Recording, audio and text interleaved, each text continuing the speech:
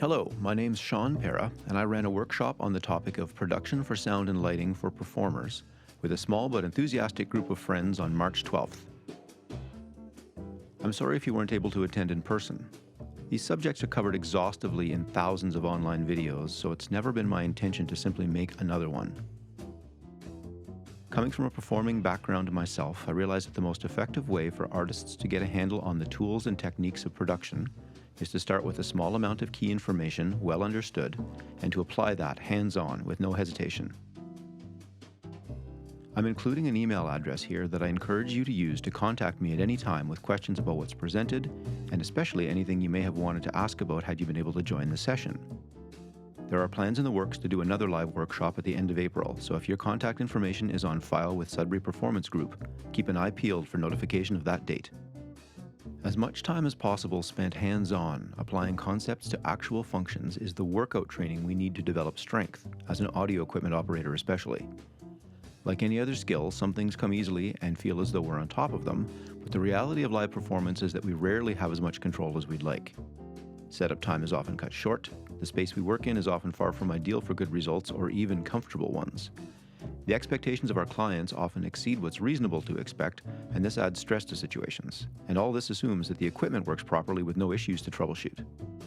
Getting our hands on as many varieties of equipment controls as possible, and putting what we know into practice at home if there's room, at a practice space, or anywhere there's opportunity to fire things up, is the only way to get ahead of problems that gigging presents. When you're taking a break from playing with the equipment, give some thought to your cabling. Assuming it's in good condition and isn't bright orange and permanently tangled, would it take care of you if you had to run farther than usual to access a working outlet? If one of your main speaker or lighting stands needed to be raised especially high because of a strange performance area layout, can it do it safely? There are rarely perfect setup scenarios, and the things that we need to sort out go well beyond knowing EQ controls and LED light programming. Online tutorials about improving our skills and learning fancy techniques assume that we're already on top of all the little things, but they don't tend to remind you how important they are. A pro on a $100,000 digital console might be showing you something you can actually use with a little rental system in a hall, but that's only if you aren't already fighting a nightmare buzz because you've used the wrong cable somewhere. Let's get on with the show then. The workshop itself was a full day. We went for 6 hours pretty much straight, and there were still people playing with equipment and asking questions when I started to pack up. You don't want to sit through all of that, but there's no way to get a lot of the points I covered across without quite a bit of time. What I've decided to do is list the main topic areas I covered and the key points of each here at the beginning as slides. Much of this is information you've likely heard of and can certainly dig into in more depth online. The value of it is that everything bundled here are the fundamentals of what I feel to be most important to the pursuit of doing audio and lighting production for yourself at shows. When the scale of things is large enough that there are pros taking care of it all for us, we don't need to know anything beyond what we're doing as a performer. But when it's our lighting setup, if you didn't get the front lighting right, your face won't look great in the YouTube clips. If you didn't know how to keep track of how the monitor sends on the rental mixer are working, you may have a real struggle and a rough show. I encourage you to review some or all of the video to learn something new, get a different perspective, or refresh your memory. Most importantly, make sure that anything that's brought up as points in the slides or in the video that you're not confident about is a priority to become confident about.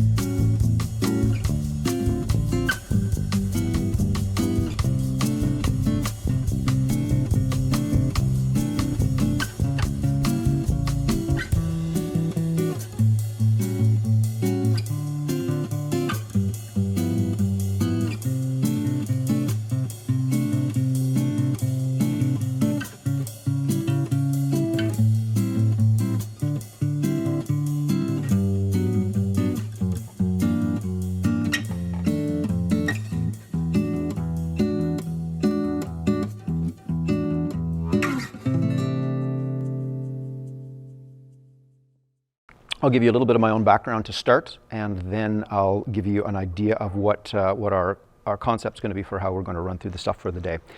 My background is as a performer. I always played music, and I'm 50, so going back, by the time I was a late teenager, post-secondary education, playing a lot, and then graduating university and doing a lot of playing, the technology in terms of sound and lighting was nothing like it is now. There's been an enormous shift, of course, in terms of how tech has transformed that stuff and made it easier, lighter, more accessible, that type of thing. The fact that as a percussionist, I was able to play in lots of different contexts. So I played in rock bands, and there were other people playing in rock bands, but the people playing in rock bands tended to be playing in venues where there was a reasonable sound system. So they just expected when they showed up there was something, and whatever their instrument was, they could play loud. There weren't a lot of considerations to having to cope with anything but a big enough stage to play loud on because it was rock music. I did that, but I also did jazz gigs, completely different context in terms of sound reinforcement. I did country gigs where the bands were bringing their own equipment into the venues. Played symphony gigs where there was no sound reinforcement whatsoever, but often there was a recording team there, say from CBC or something. So my background as a musician allowed me a really wide opportunity to see different aspects of production that perhaps you wouldn't. Symphonic musicians have no interest in production whatsoever. When I record them and I have to have them put on headphones, they're not happy about that, much less sticking 50 microphones around them and asking them to be in an uncomfortable context. So having had exposure to a lot of different musical contexts helped me see the different aspects of it all. And then another really big deal is that in those days, let's say early 90s through the rest of the 90s, it was not as common for there to be in-house sound and lighting systems like it is now. That's a really big deal now because this stuff's affordable. Again, is a little bit idiot-proof compared to how it was 30 years ago. And it just makes things more convenient for the venue and the venue's patrons, where all a band has to do is come in and plug in and perform, and maybe there's an audio tech there to set them up. It used to be that we would have to load in all kinds of equipment, and certainly in the days of the heyday of the country bands, when Garth and Shania were massive, and there were 15 venues in Sudbury, for example, alone that had country 4 nights a week. Every single one of those bands in every venue was bringing in a sound and lighting system. So the sound and lighting was very inconsistent from week to week for the patrons. It damaged the venue doors with people loading stuff in. So as soon as it was viable for venues to purchase and use in their own in-house installed systems, they did. So again, now a younger performer doesn't have their hands on quite as much equipment of their own because they're showing up at a venue and the stuff's there. In some instances, some of you play places, the Finn McCools in town have in-house sound systems, places like that. And you deal with what it is. You don't have a lot of control over things because oftentimes you're simply told not to mess with it. It works now, it worked for the guy last week, don't mess with it. And that's fine until you have a problem. And again, that's our focus today. If you can't figure out what your issue is, we're going to figure that out. We're going to figure out how to troubleshoot that. And it's not so much about understanding it's that knob. It's identifying what the problem is really and then being able to trace through all the equipment what the problem is. That's my background. I then got into, after live performance stuff, I got into doing sound and basic lighting production because it's interesting and there are more opportunities to do that type of thing where you're not necessarily getting called as much for live music production. What we're going to learn about primarily in terms of analog mixer function is what the actual EQ knobs are doing. And getting back to what I was saying about seeing a tutorial online, you're stuck with how this control works because that's how it works on the mixer that you own or the mixer that you own, etc. And we're going to learn what its capabilities are and what its limitations are. When that person online shows it to you in software, a lot of the time they change the parameters of it because they can. It's software. It has unlimited potential. They change the parameters of it to do the job a little bit better. You can't do that with the physical equipment you have. You can with the digital mixers. I've got 2 of them here today and you can play with those, but it makes very little sense for us to learn techniques relative to having unlimited capability. We need to learn how to use the equipment we have. So that's another good reason to come to something like this in person so we can play with it and pay attention to the things that I'm going to talk about today, because we are certainly going to emphasize how to use the equipment that we have in hand. And then later when we have more possibilities, it's really great to have them, but realistically, the next gig you go to, Auntie, you're going to go tweak the sound system at the Legion, for example. Carolyn, you're going to bring out a small mixer that will maybe mix the horn section with the band you play with. Brendan's got a studio at home with a couple of different mixing systems. Mike and Roxy are out doing live duos. Overtime on Friday. All the time. Yeah. Oh, and you're advertising now. Good. We'll add that in the captions down below. So the idea is, all of you are going to be accessing this, not those digital mixers. It's just the reality of what we're doing. So that's why my emphasis is going to be so much on live use of what you happen to have in hand. We know that going back thousands of years, architecture had been used to reinforce acoustic sounds. We've got the fabulous Greek and Roman amphitheaters where you can hear something from 1,000 feet away, which is great. Assuming the audience is quiet. This is a huge assumption that we're going to get into later when we talk about dynamic range, which is the span from quietest to loudest. Think about an audience. A symphonic audience, even in modern times, shuts up. They're quiet because they know that the music that they're listening to has an extremely wide dynamic range, and if they're going to get a proper experience, the audience has to be quiet so they can hear the quiet stuff as well as the loud stuff. Theater audiences in those fantastic Greek and Roman amphitheaters also had to pretty much shut up, otherwise no one could hear because there was no sound reinforcement other than the acoustics themselves. Nowadays, what are audiences like? Even in live theater, they're talking or their cell phones are going off. And an interesting side note to that these days is that with such a huge chunk of the population who has the disposable income to go to shows is getting older and losing their hearing, I'm finding as a live theater technician that shows that typically wouldn't have had to have sound reinforcement, electrical sound reinforcement with mics on actors who should be projecting in a room this big. This is not a big room. Right now you could hear me at the back of the room very easily until the room is full of people and half of them can't hear very well. And now they're only catching 60% of the dialogue, and that's a big problem, so we have to add sound reinforcement. But otherwise, yeah, people are talking these days, so we have to have a means of making things louder, and that's early 1900s. They develop electrical equipment that allows the voice to be heard by a larger audience, even if the audience isn't behaving themselves, and also if we don't have the advantage of an acoustic structure to help us. So sound reinforcement is what we're talking about. And we're talking about addressing a crowd. We're addressing the public address. That's why we call the sound systems that we refer to, the sound reinforcement systems we're talking about, PA systems. It's public address system, which you probably knew. That doesn't get, that expression doesn't get used very much anymore, public address. For most of the 20th century, it was only audio engineers that could handle this stuff. Your average, certainly your presenter, your speaker wasn't adjusting their own lavalier mic. It was always audio engineers taking care of this stuff because they needed training to do it. There was a long-standing mentorship type of thing in the recording studios. People got experience, and then younger people came along and obviously were mentored, and that's where we got all our original audio engineers. And I think that term maybe came from something along the lines of Abbey Road, right, where they were literally in white lab coats, and they were like electrical technologists, and they were able to fix things as well as manipulate the controls in the booth. And I think that's where the engineer moniker came from. It was a long time before you started getting average people who could manipulate the equipment for sound reinforcement. Even the technicians doing live sound for a long, long time had come from a studio background because there just wasn't equipment. There wasn't equipment with good enough fidelity to learn on. I keep wondering who that is in the hallway. Hi. Come in. There wasn't equipment to really do a good job with the live engineering aspect of it. So if you learned the craft, you were doing it in the studio where you had isolation, high quality microphones, high quality mixing components, and reference speakers so you could hear things. Everything changed with the home recording revolution in the 90s, where equipment got more affordable and you could actually, it wasn't cheap like it is now, but you could certainly afford to bring stuff home and experiment with it at home, which then meant you could bring it out to your gigs, and all of a sudden bands were bringing out better equipment than they had previously. It wasn't really basic stuff with really basic controls that got so-so results, but it was loud, so it did the trick. Now people could start bringing out their own stuff, and that led us toward where we're going to be looking at things today. This is an example of a sound reinforcement loudspeaker. When people are throwing these out because one of them is broken, I have a tendency to hang on to the other one just to be able to use it as a demonstration.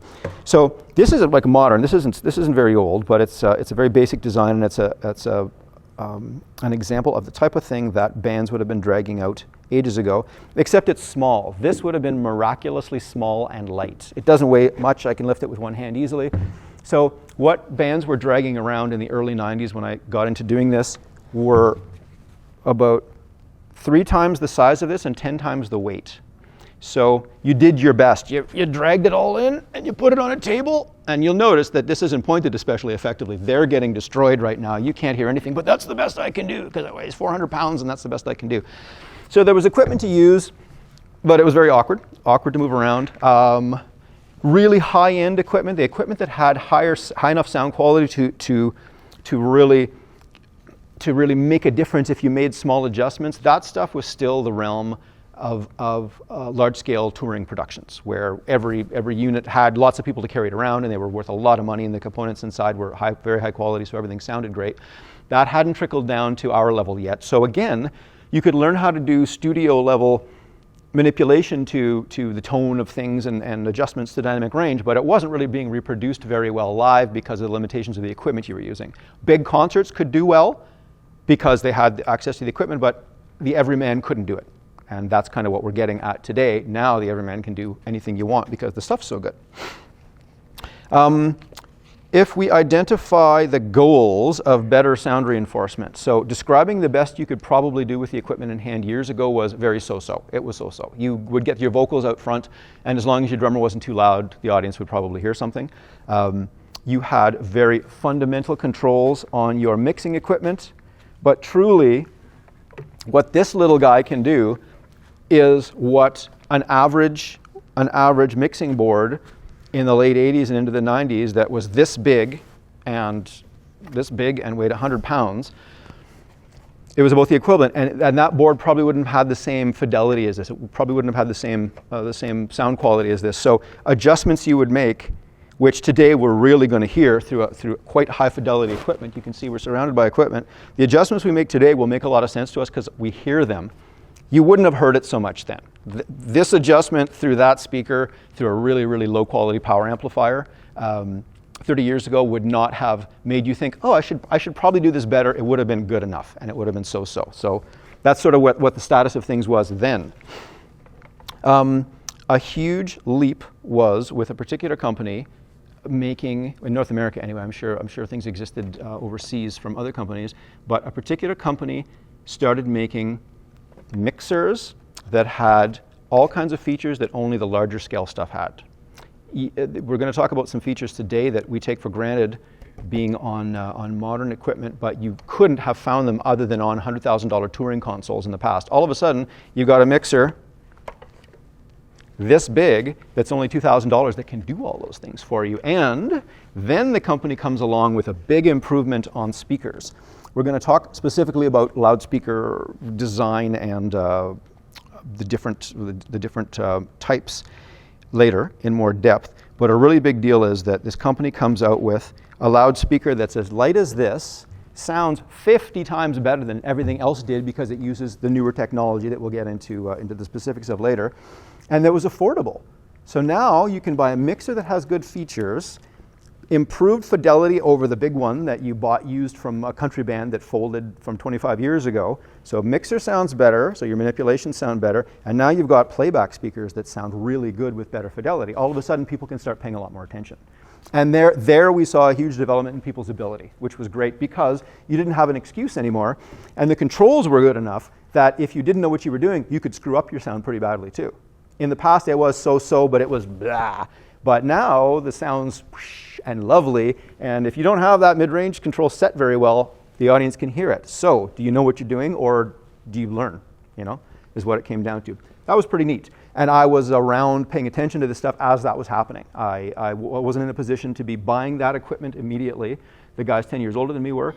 But I was certainly around seeing the big improvements that it made. Now, I'm glad to have seen that because, again, now you would very much take for granted that the stuff's great. Do we want to do a better job with sound reinforcement for the audience? Yes.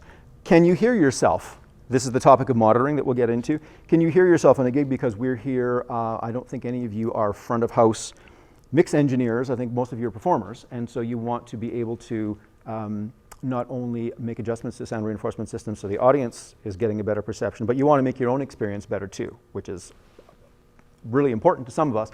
In Auntie's case, for example, you are a trumpet player with a big band.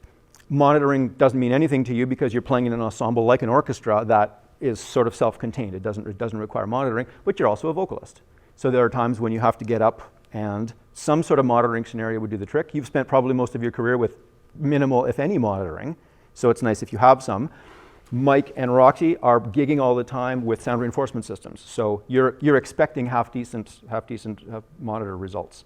And again, Carol, in your experience when you're singing with the groups, you can tell the difference between when you have good monitors or bad monitors, and it makes an enormous difference in your. And I don't know what you do. Do you play? No, I put on events. Oh, I see. And they're folk events. So the problem that we have is that we're coming in having people with a few lines, maybe a couple of fiddles and a banjo. The sound engineers really here in Sudbury mostly know how to set up rocks, and Yes. they're not used to those line-ins, and the balance is often off. So I need to know how to nicely speak to the engineers to say, could we tweak this and this? For sure. That's a really good point. And Sounds really good with diplomacy. I don't know if the mics caught that, but the peanut gallery suggested. I think your best bet will be to not only educate yourself, but spend some time doing it, so you're not in a position to have to say to the engineer, well, maybe if you did this, you can just say, do this, because you've done it. Exactly. Which is what I'm really happy to hear what you're suggesting, because what you're going to do here today will start you down a path of doing more of it yourself. And once you've had your hands on it, you can very assertively just tell them what to do. For the most part, they should accept that if you've done it. But someone wandering and saying, yeah, I read an article that said you should do this, most people are going to tell you to take a flying leap. No, yeah. But once you've had your hands on this stuff, you're the boss. What is sound? Sound, for a starting point, we have to think of it as waves. So in silence, in total silence, the ambient air in the room is at a certain pressure relative to where we are. Atmospheric pressure is usually around 15 pounds per square inch. So when something occurs that we perceive as a sound, what's actually happening is the air in the vicinity of where the event happens is compressed and travels from the point of compression through this medium that happens to be air, but if it was water, sound travels through water as well, and vibrations travel through solids. The air is compressed and travels away from the point of the occurrence in the form of waves. Can we all wrap our brain around that? That's simple enough.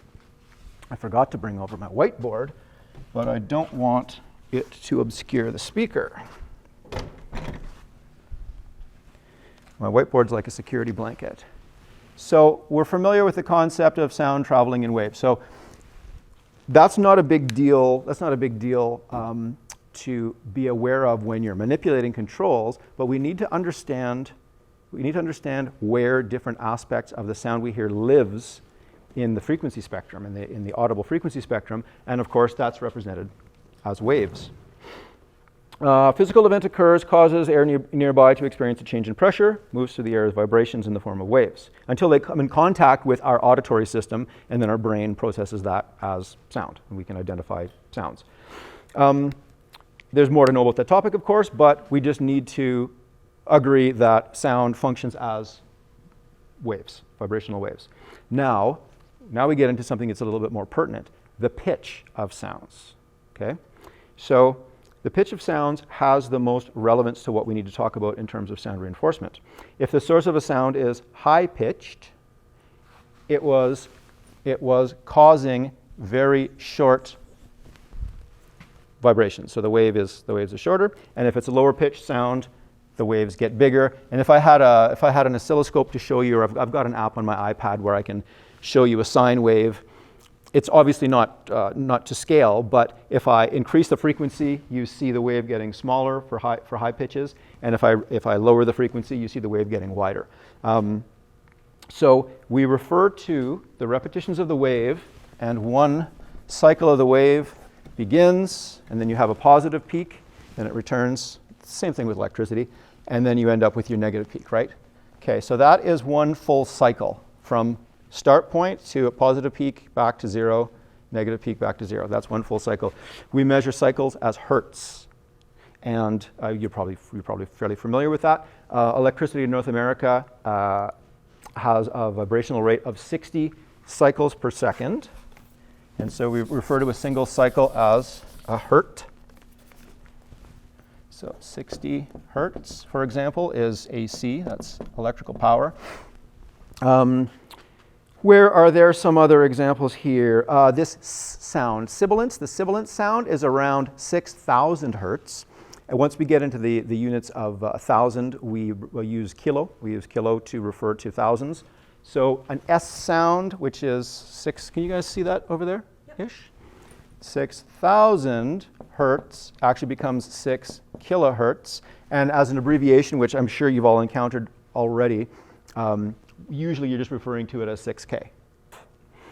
We've all seen guitar strings, for example. We've all seen examples by now in video of oscillations. So you play a guitar string, and if it's a lower guitar string, for example, on a bass, you can visually see it oscillating.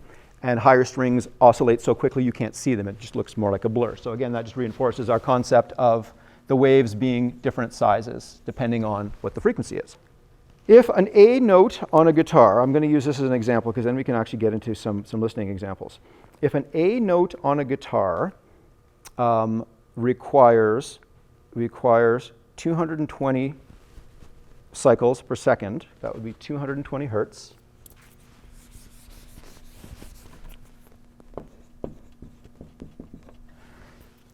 And then we can look at other frequencies relative to that. But that's going to live somewhere in the most important thing we're going to talk about today, the entire audible frequency spectrum, which spans from 20 hertz down here all the way to 20,000 hertz or 20 kilohertz, all the way up here. So now we have some place of reference to put this 220. Okay? So 220 is going to live wherever it happens to live. If we happen to be looking at the scale of the range from 20 to 20 linear, if the divisions are perfectly linear, and we happen to put, for example, maybe we put a division like 1,000 right here, so 1K right there, where is 220 going to be? It's going to live down there somewhere, for example. Where is sibilance going to live? If sibilance is around 6K, wherever it happens to be, depending on the size of the scale we're looking at, 6K, for example. Really, really high frequencies that you can just barely hear. 20K, sure, I can't hear up that high anymore. Younger females tend to be able to keep their high frequency hearing longer. I don't know if you guys have had your hearing tested lately, but most of us, once we're older, we're not hearing much above 12, 13, 14. But really high frequency stuff in the sound system, sometimes we hear up around 10K, for example. Really low frequency stuff from subwoofers is like 100 hertz and below. This making sense? The things that I'm giving reference to, is that making sense? Where was my guitar note? 220, that's my A, 220 hertz.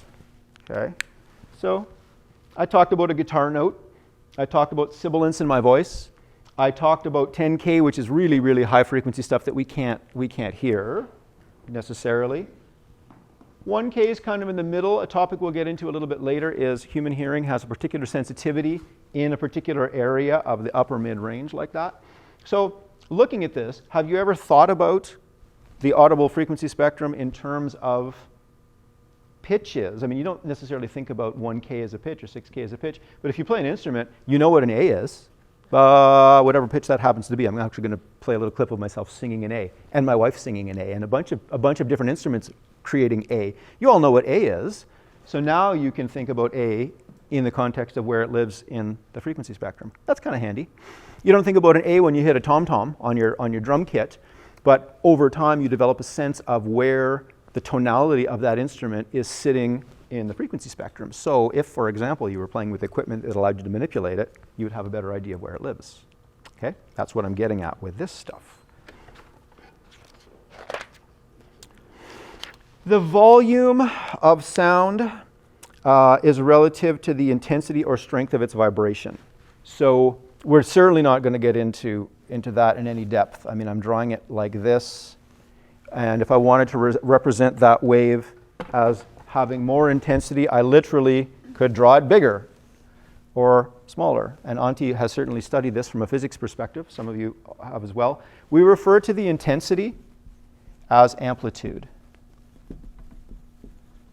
But for our purposes, we can just think of it as level, sound level.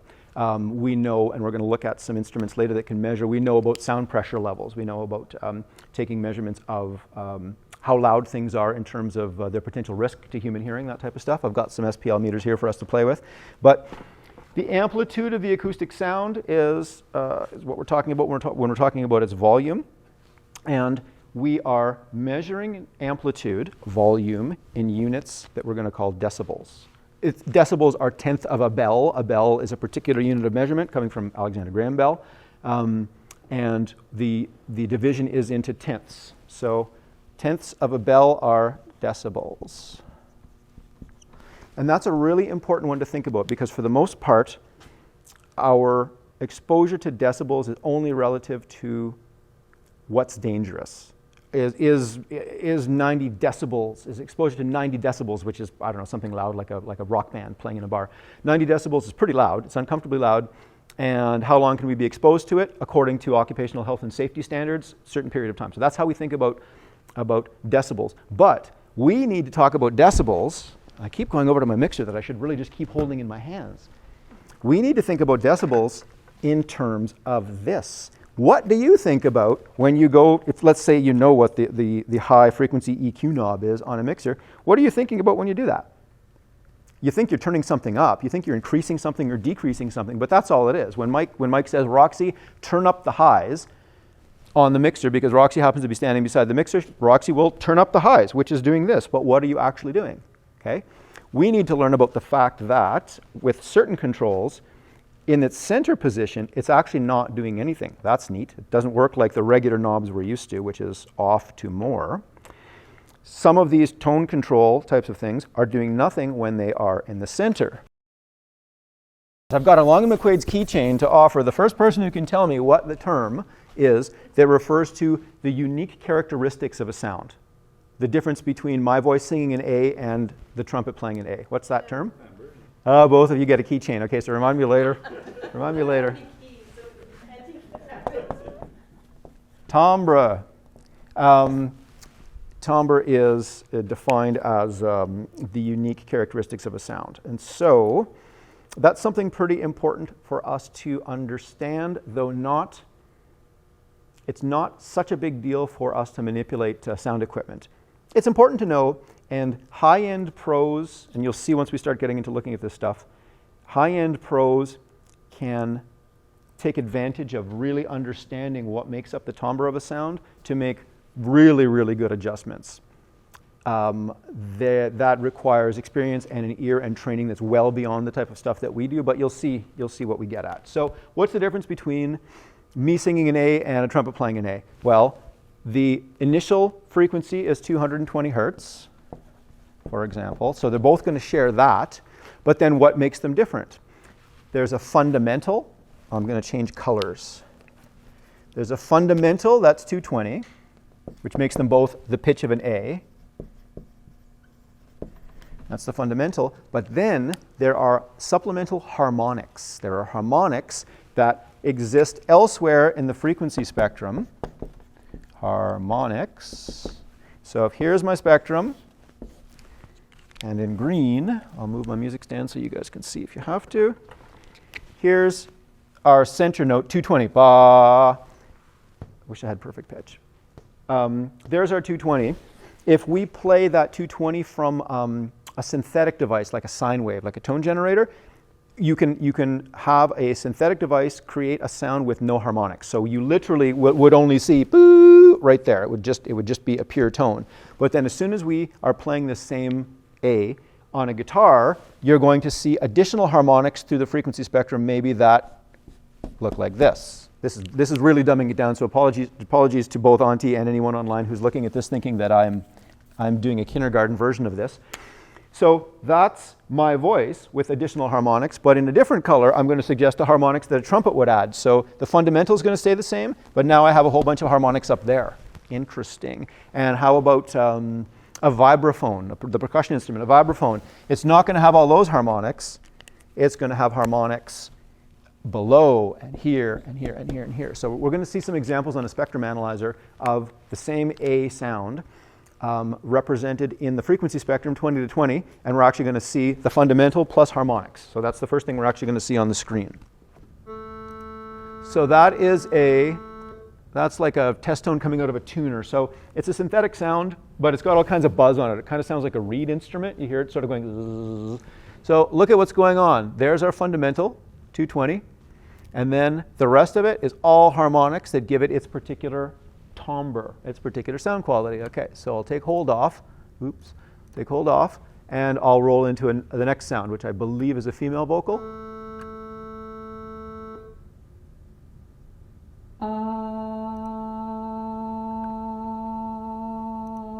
Okay, so again, our fundamental, but as you can see, a completely different set of harmonics. Okay, so moving on. So this is a female voice. The next one will be a male voice.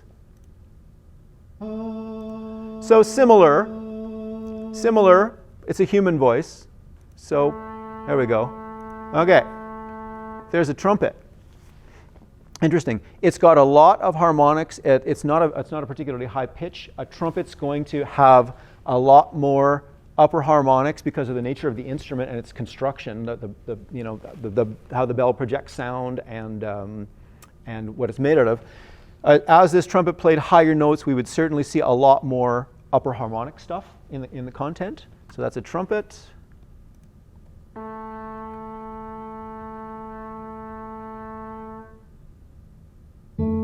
Aha.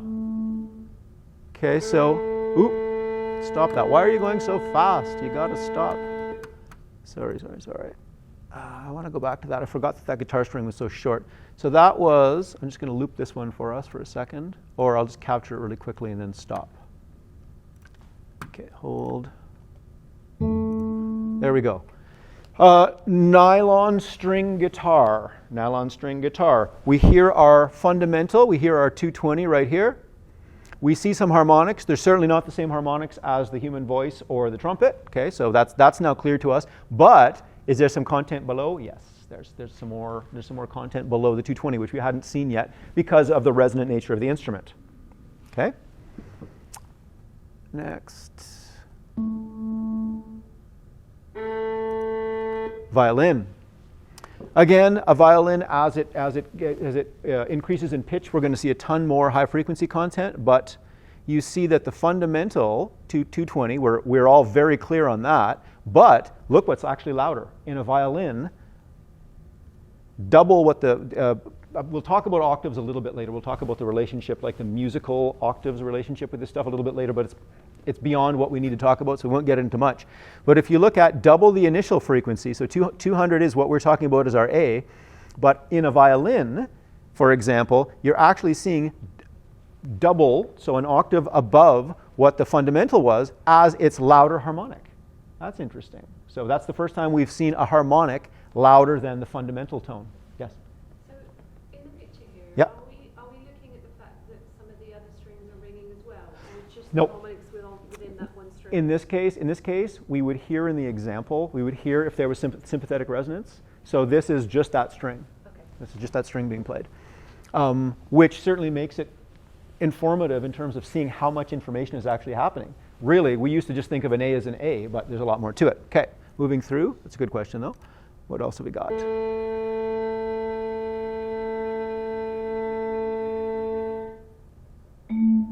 Aha. Okay, so that's a vibraphone. You can see that there's a huge amount of content right at the fundamental, and then a little bit of overlap to each side, and then the harmonics are not as complex as some of the other instruments. What else have I got?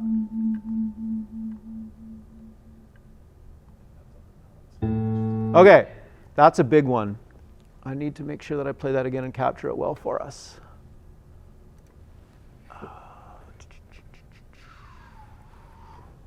Okay, and I'm going to capture that, and then we're looking at timbre. So give me a moment and I'll capture it. Okay, piano. That's pretty intense, isn't it? Piano is extremely difficult to use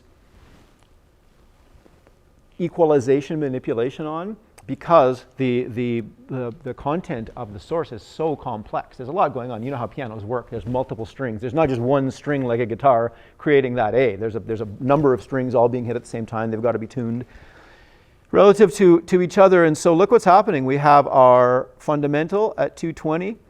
Almost equally loud. We've got an octave below that. We've got harmonics an octave below the fundamental. We've got harmonics a little bit louder, an octave above the fundamental, and then a ton more content, and it's very dense. So any adjustments we want to make in the frequency spectrum to a piano are bizarre. They're bizarre to do. You can make really, really simple adjustments to a piano to kind of make it happier. You can make it a little bit brighter or a little bit less murky. But to really be able to dig in, and this is the wrap up for our discussion of timbre, to really be able to dig in with a complex source like this, you not only have to understand, okay, it's an A, that must be 220, but you also have to understand the harmonics really well. Our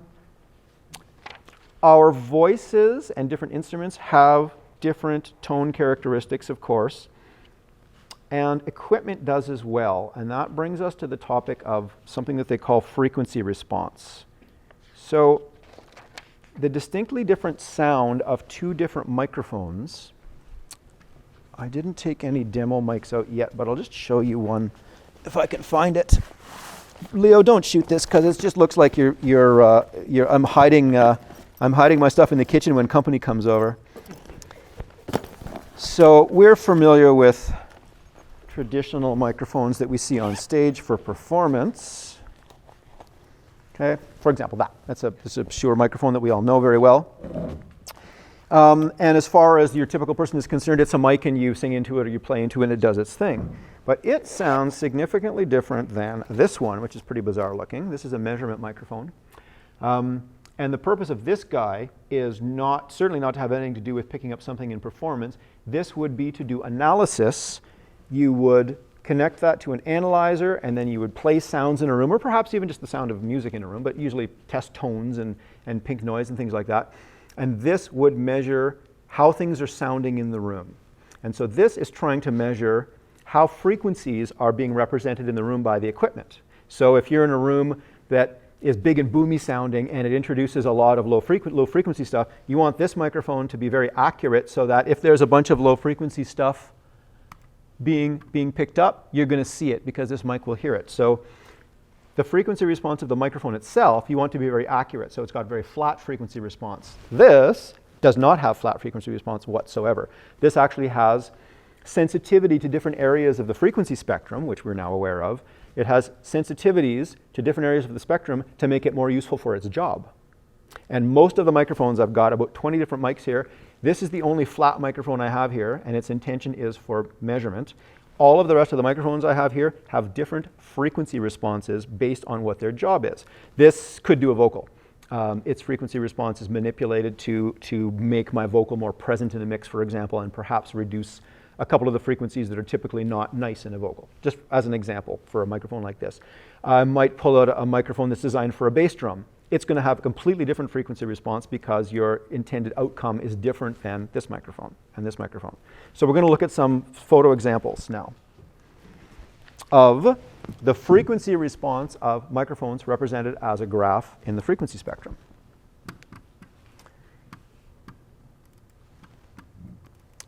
Okay. Frequency response, flat measurement mic. And then I have to move this over to the other screen because projectors. Okay. So that's pretty flat. That is what the manufacturer suggests the frequency response of this microphone is. And you might think to yourself, well, why don't all microphones have perfectly flat frequency response? Wouldn't that make sense? If all microphones, regardless of what they are, picked up the whole frequency spectrum nicely, then you would have the most amount of control over manipulation of it, but they can't. In order to make that as flat as it is, this microphone has to listen in a particular way that is not conducive to what this microphone does. This guy does not want to necessarily be in front of a voice or a drum or something like that. This is really intended to get the whole picture with flat response. Different ball game here entirely. That was a flat measurement mic. I guess I might as well mention how the microphones are hearing. So we'll get into this in a little bit more depth when we talk about microphones, but the element of the microphone that listens, the ear of the microphone, the diaphragm, a diaphragm is inherently omnidirectional, means it hears in all directions at the same time. That is what you need in order to make a microphone that has flat response. As soon as you start messing with how the hearing element of a microphone starts hearing stuff, you lose the ability to have flat response. And that's a big challenge for manufacturers. So they make microphones which are directional like we're used to, where it listens to what it's pointed at but tries to reject the things coming from around it. But typically, they're not able to even come close to making the response of this flat due to the various things they have to do to make the directionality happen. There are a few mics that do have pretty remarkably flat response through most of the spectrum that are directional, but they are few and far between, and typically we don't even bump into them, so we don't make too big a deal about it. In order to take that omnidirectional listening element inside and make it directional, so it's only listening in one direction, there have to be access ports around the side so that the sound coming from the sides and behind can be combined internally to produce the result of only listening in one direction. So if this mic couldn't hear what's happening around the sides, if we actually put tape around the ports around the side, and this is a good example to use because you can actually see the ports. If we tape those ports off, this would effectively become an omnidirectional microphone and it would hear from all around it, which would be a big problem if you were on stage expecting it to only listen to my voice. So this particular mic, which is often used on snare drums, is a funny one to see causing people problems because this is just plastic. So the drummer hits the plastic end and they break it off. Sound technician who doesn't know any better is upset, gets it, puts it back on, and makes darn sure that it's not going to get busted off again by surrounding it with duct tape. What they don't realize is that they've now made it omni, so they're trying to get their band mix happening. They're wondering why everything's feeding back and nothing's working, because in a million years you would never expect that your snare drum microphone is also listening to the guitar and the reverberation in the room and everything else. So how microphones are made directional is by, there's all kinds of stuff going on inside, but it's by allowing these ports to happen, okay? And that process engenders an uneven frequency response just off the bat. So I'll show you a couple of additional graphs. What have I got here? 250 and D70. That's not flat frequency response whatsoever, is it? That's a bass drum microphone. So this is a bass drum microphone that's got a huge boost in the high frequency area where you would normally want to do that yourself anyway to make the drum come out of the mix. And then bass drums tend to have an ugliness about their tone in this area, and so the company's doing it for you, so you don't have to do it yourself. And they've got a bit of a bump in the bottom end. In this case, the bump happens to be around 60 hertz.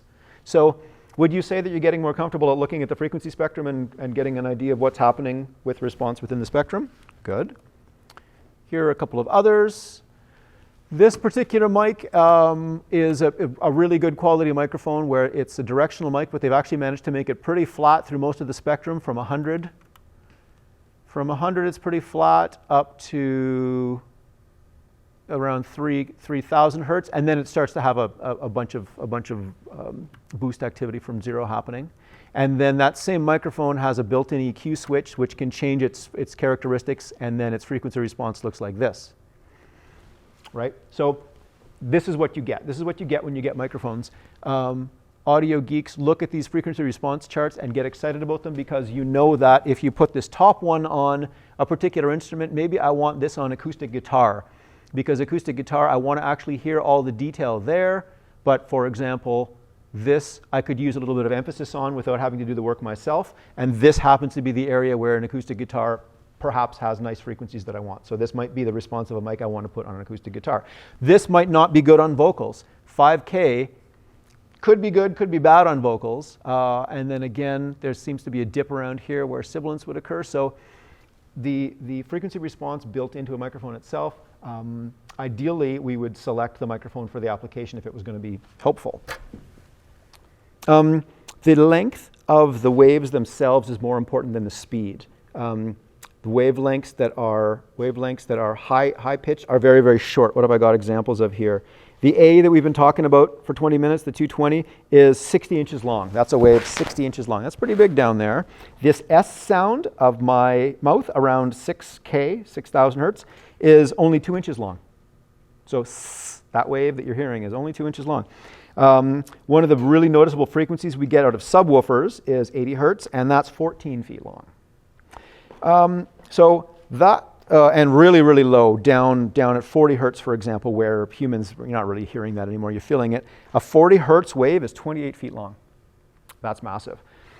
Where understanding this comes into play is predominantly when you're thinking about subwoofers, because those waves are just so massive that the room that you're in is going to play a big part in how your low frequency stuff responds, and to understand that a little bit better will help you manage it, because low frequency stuff is the most difficult to manipulate. But we'll get to that when we start looking at it. Bass players who stand right side of instruments Don't hear them. Yeah, it's a problem. A bass player who stands right in front of their amp isn't hearing anything. They literally are not hearing anything because the waves are just so big they're going past them. So 20 years ago, we started getting really good results with live bass players using cabinets with smaller drivers in them. It had typically been, guitar amps typically use 12-inch speakers. Sounds good for guitar, 10 also, but 12, very popular. Bass guitarists were using 15-inch drivers, and in some instances 18-inch drivers. Those subwoofers are 18-inch drivers. That's a very big diaphragm to move, and it can reproduce upper frequencies at harmonics, but it's really going to do a good job of 80, making that wave very powerful, the fundamental of that wave very powerful. And with a 28-foot long wave, you're certainly not hearing it. So a couple of companies started making bass guitar amplifier cabinets with 10-inch speakers in them, and they sounded awesome. The bass players were hearing themselves better on stage. The front of house sound engineers were happier because the bass players' amps weren't so loud. That was a pretty good improvement. And I'm trying to think of a classic design that used that as well. Ampeg SVT was 810. It was an 810, an Ampeg 810. Is that what it was, Leo? Yeah, it was an 810, wasn't it? An Ampeg 810 cabinet had 8 10-inch drivers in it. And again, you're taking advantage of the faster response of the smaller driver, but there were just so many of them that it was a massive sound. So I guess the player on stage was hearing it very well, but so was everybody else for 2 miles because there was so much power. Say again? The Vox. Yeah, for sure. So what we're about to listen to, I'm going to play you some music once without the Spectrum Analyzer, and then once with the Spectrum Analyzer. So it's a short section of short clips of music, including the Bach. You're going to be experiencing this little minute and a half selection of music a bunch of times through the day. So we're going to listen to it right now, and it's nicely recorded music. It's examples of a bunch of different things, and we're going to be thinking about what we're hearing in terms of the frequency spectrum first, and then I'll turn on the analyzer, and you'll actually see what the content of the music is, which is pretty helpful if you're later on going to be manipulating it. I have the same music available for you to listen to in the lobby when we take a break. You will compare the frequency response of different headphones. So I've got a little amplifier where the same track that we're about to listen to will be playing back, and you'll listen to it on a bunch of different headphones to get an idea of the different frequency responses of those devices. Because we've already talked about frequency response of mics. Headphones have different frequency responses as well, as do sound systems. We're listening to these particular guys today because they've got really lovely fidelity. I can put them in close to you. You're going to hear really well through these things. You're going to hear everything very well. The larger scale system we'll listen to later, these guys, also has awesome fidelity. These are designed to honk. These guys are designed to fill up a large space, and so they're not going to deliver quite as detailed a picture of the spectrum to you at this proximity. So these guys will do a better job at this proximity. These will be fun later when we're 50 feet back and we can turn things up. And I have a variety of these systems and other systems distributed through the building, which you guys are going to play with later. I promise I'm going to stop talking at some point.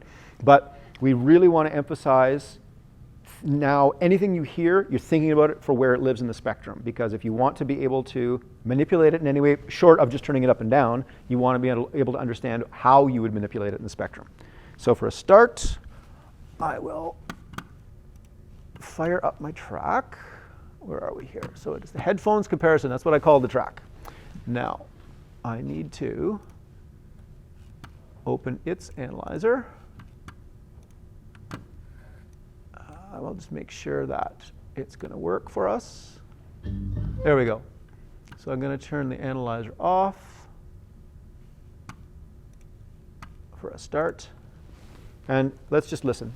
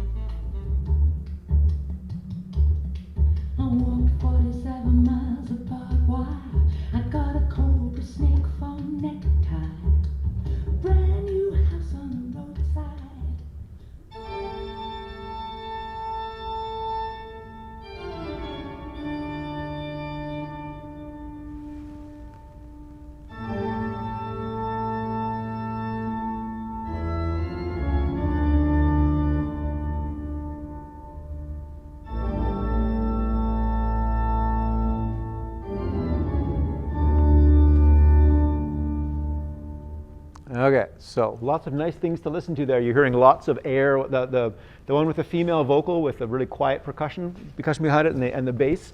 You're definitely going to be able to see clearly separated sections of the spectrum there. The bass is going to live kind of where you expect the bass to live. The female vocal will live maybe not where you think it will, but it'll be interesting to see. And then you'll hear some of the higher frequency articulations coming off of the clay pot drum that's being played too in interesting places. So I'm just going to make sure my analyzer works.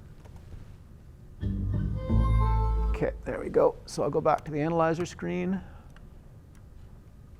And I'll do this so you can see our scale. Here we go.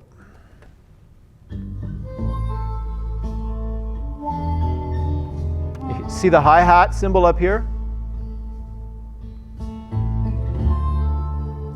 Harmonica's really jumping out here.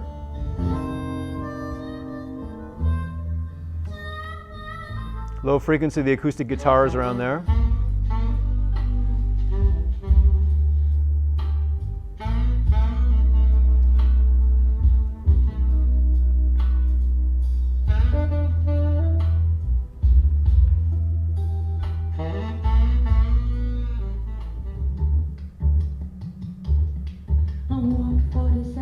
So that female voice is living right here, between around 200 and 1K. So if you were making adjustments to it,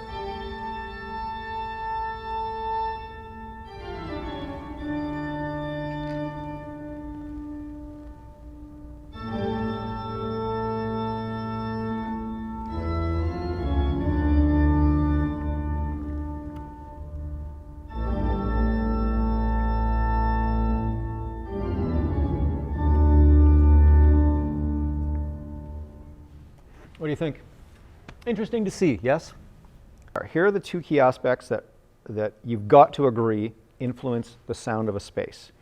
Its volume, the actual size of the space itself. Obviously, a small space cannot have the same acoustics as a large space. And then the surfaces in the room. So the two terms I always used to test students on for the two factors that affect acoustics are the volume of the space and the surfaces in it. Makes sense. A larger space obviously allows significantly more time to occur between when reflections happen, because we have to think there's going to be reflections. We know that higher frequencies are small little waves, and so they're delicate, which means fabric can, sorry for your microphone.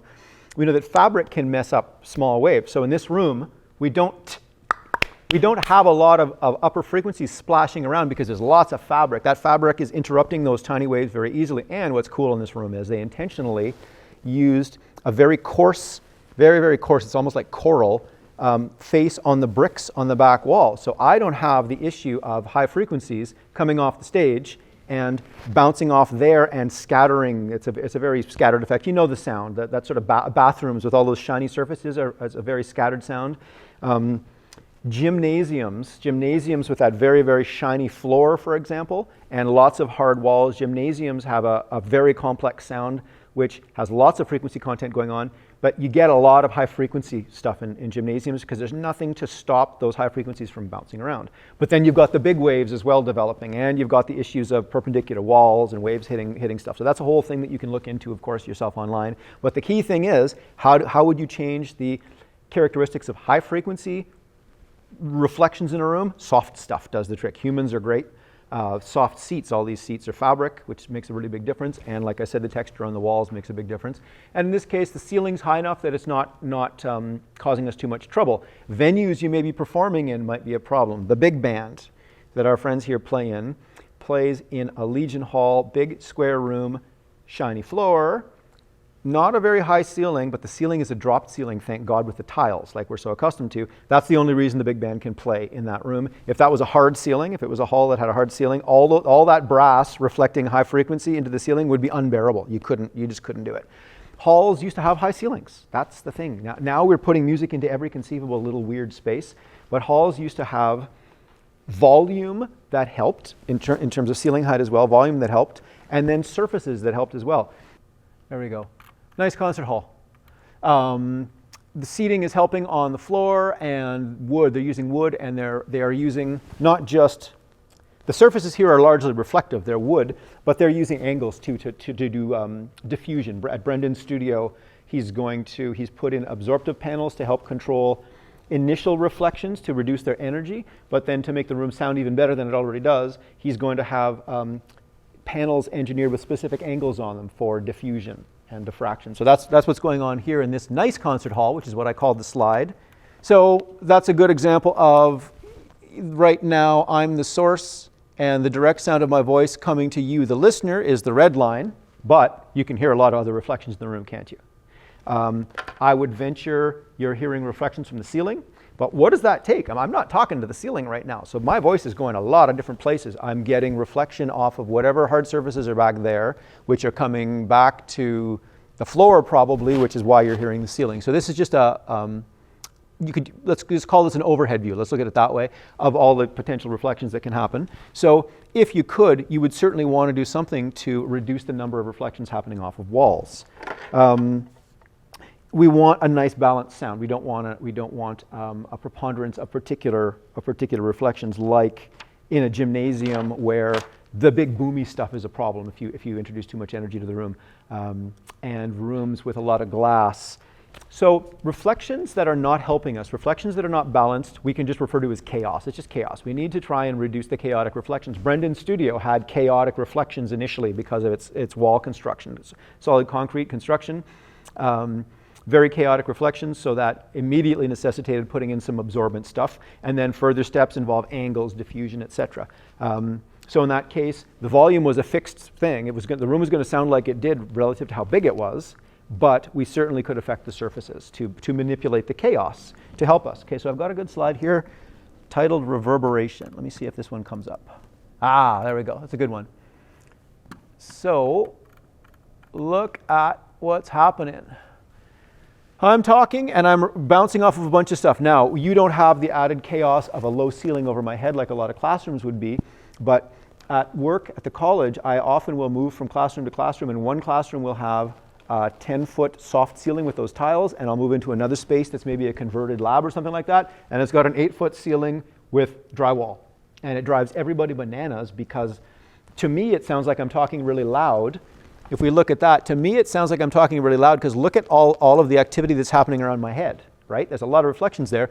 But by the time this kid is hearing something, by the time that student's hearing something, he's hearing very little of the direct sound, and he's hearing mostly reflections, which are very chaotic, and that's a problem. There's nothing that obviously can be done in this context, and there's nothing I can do with the sound of my voice because it's radiating at you the way it is. I could probably reduce reflections a bit if I did this and controlled the dispersion of my voice, but that's what the human voice is not doing that very effectively. But once we can get into, let me grab a speaker.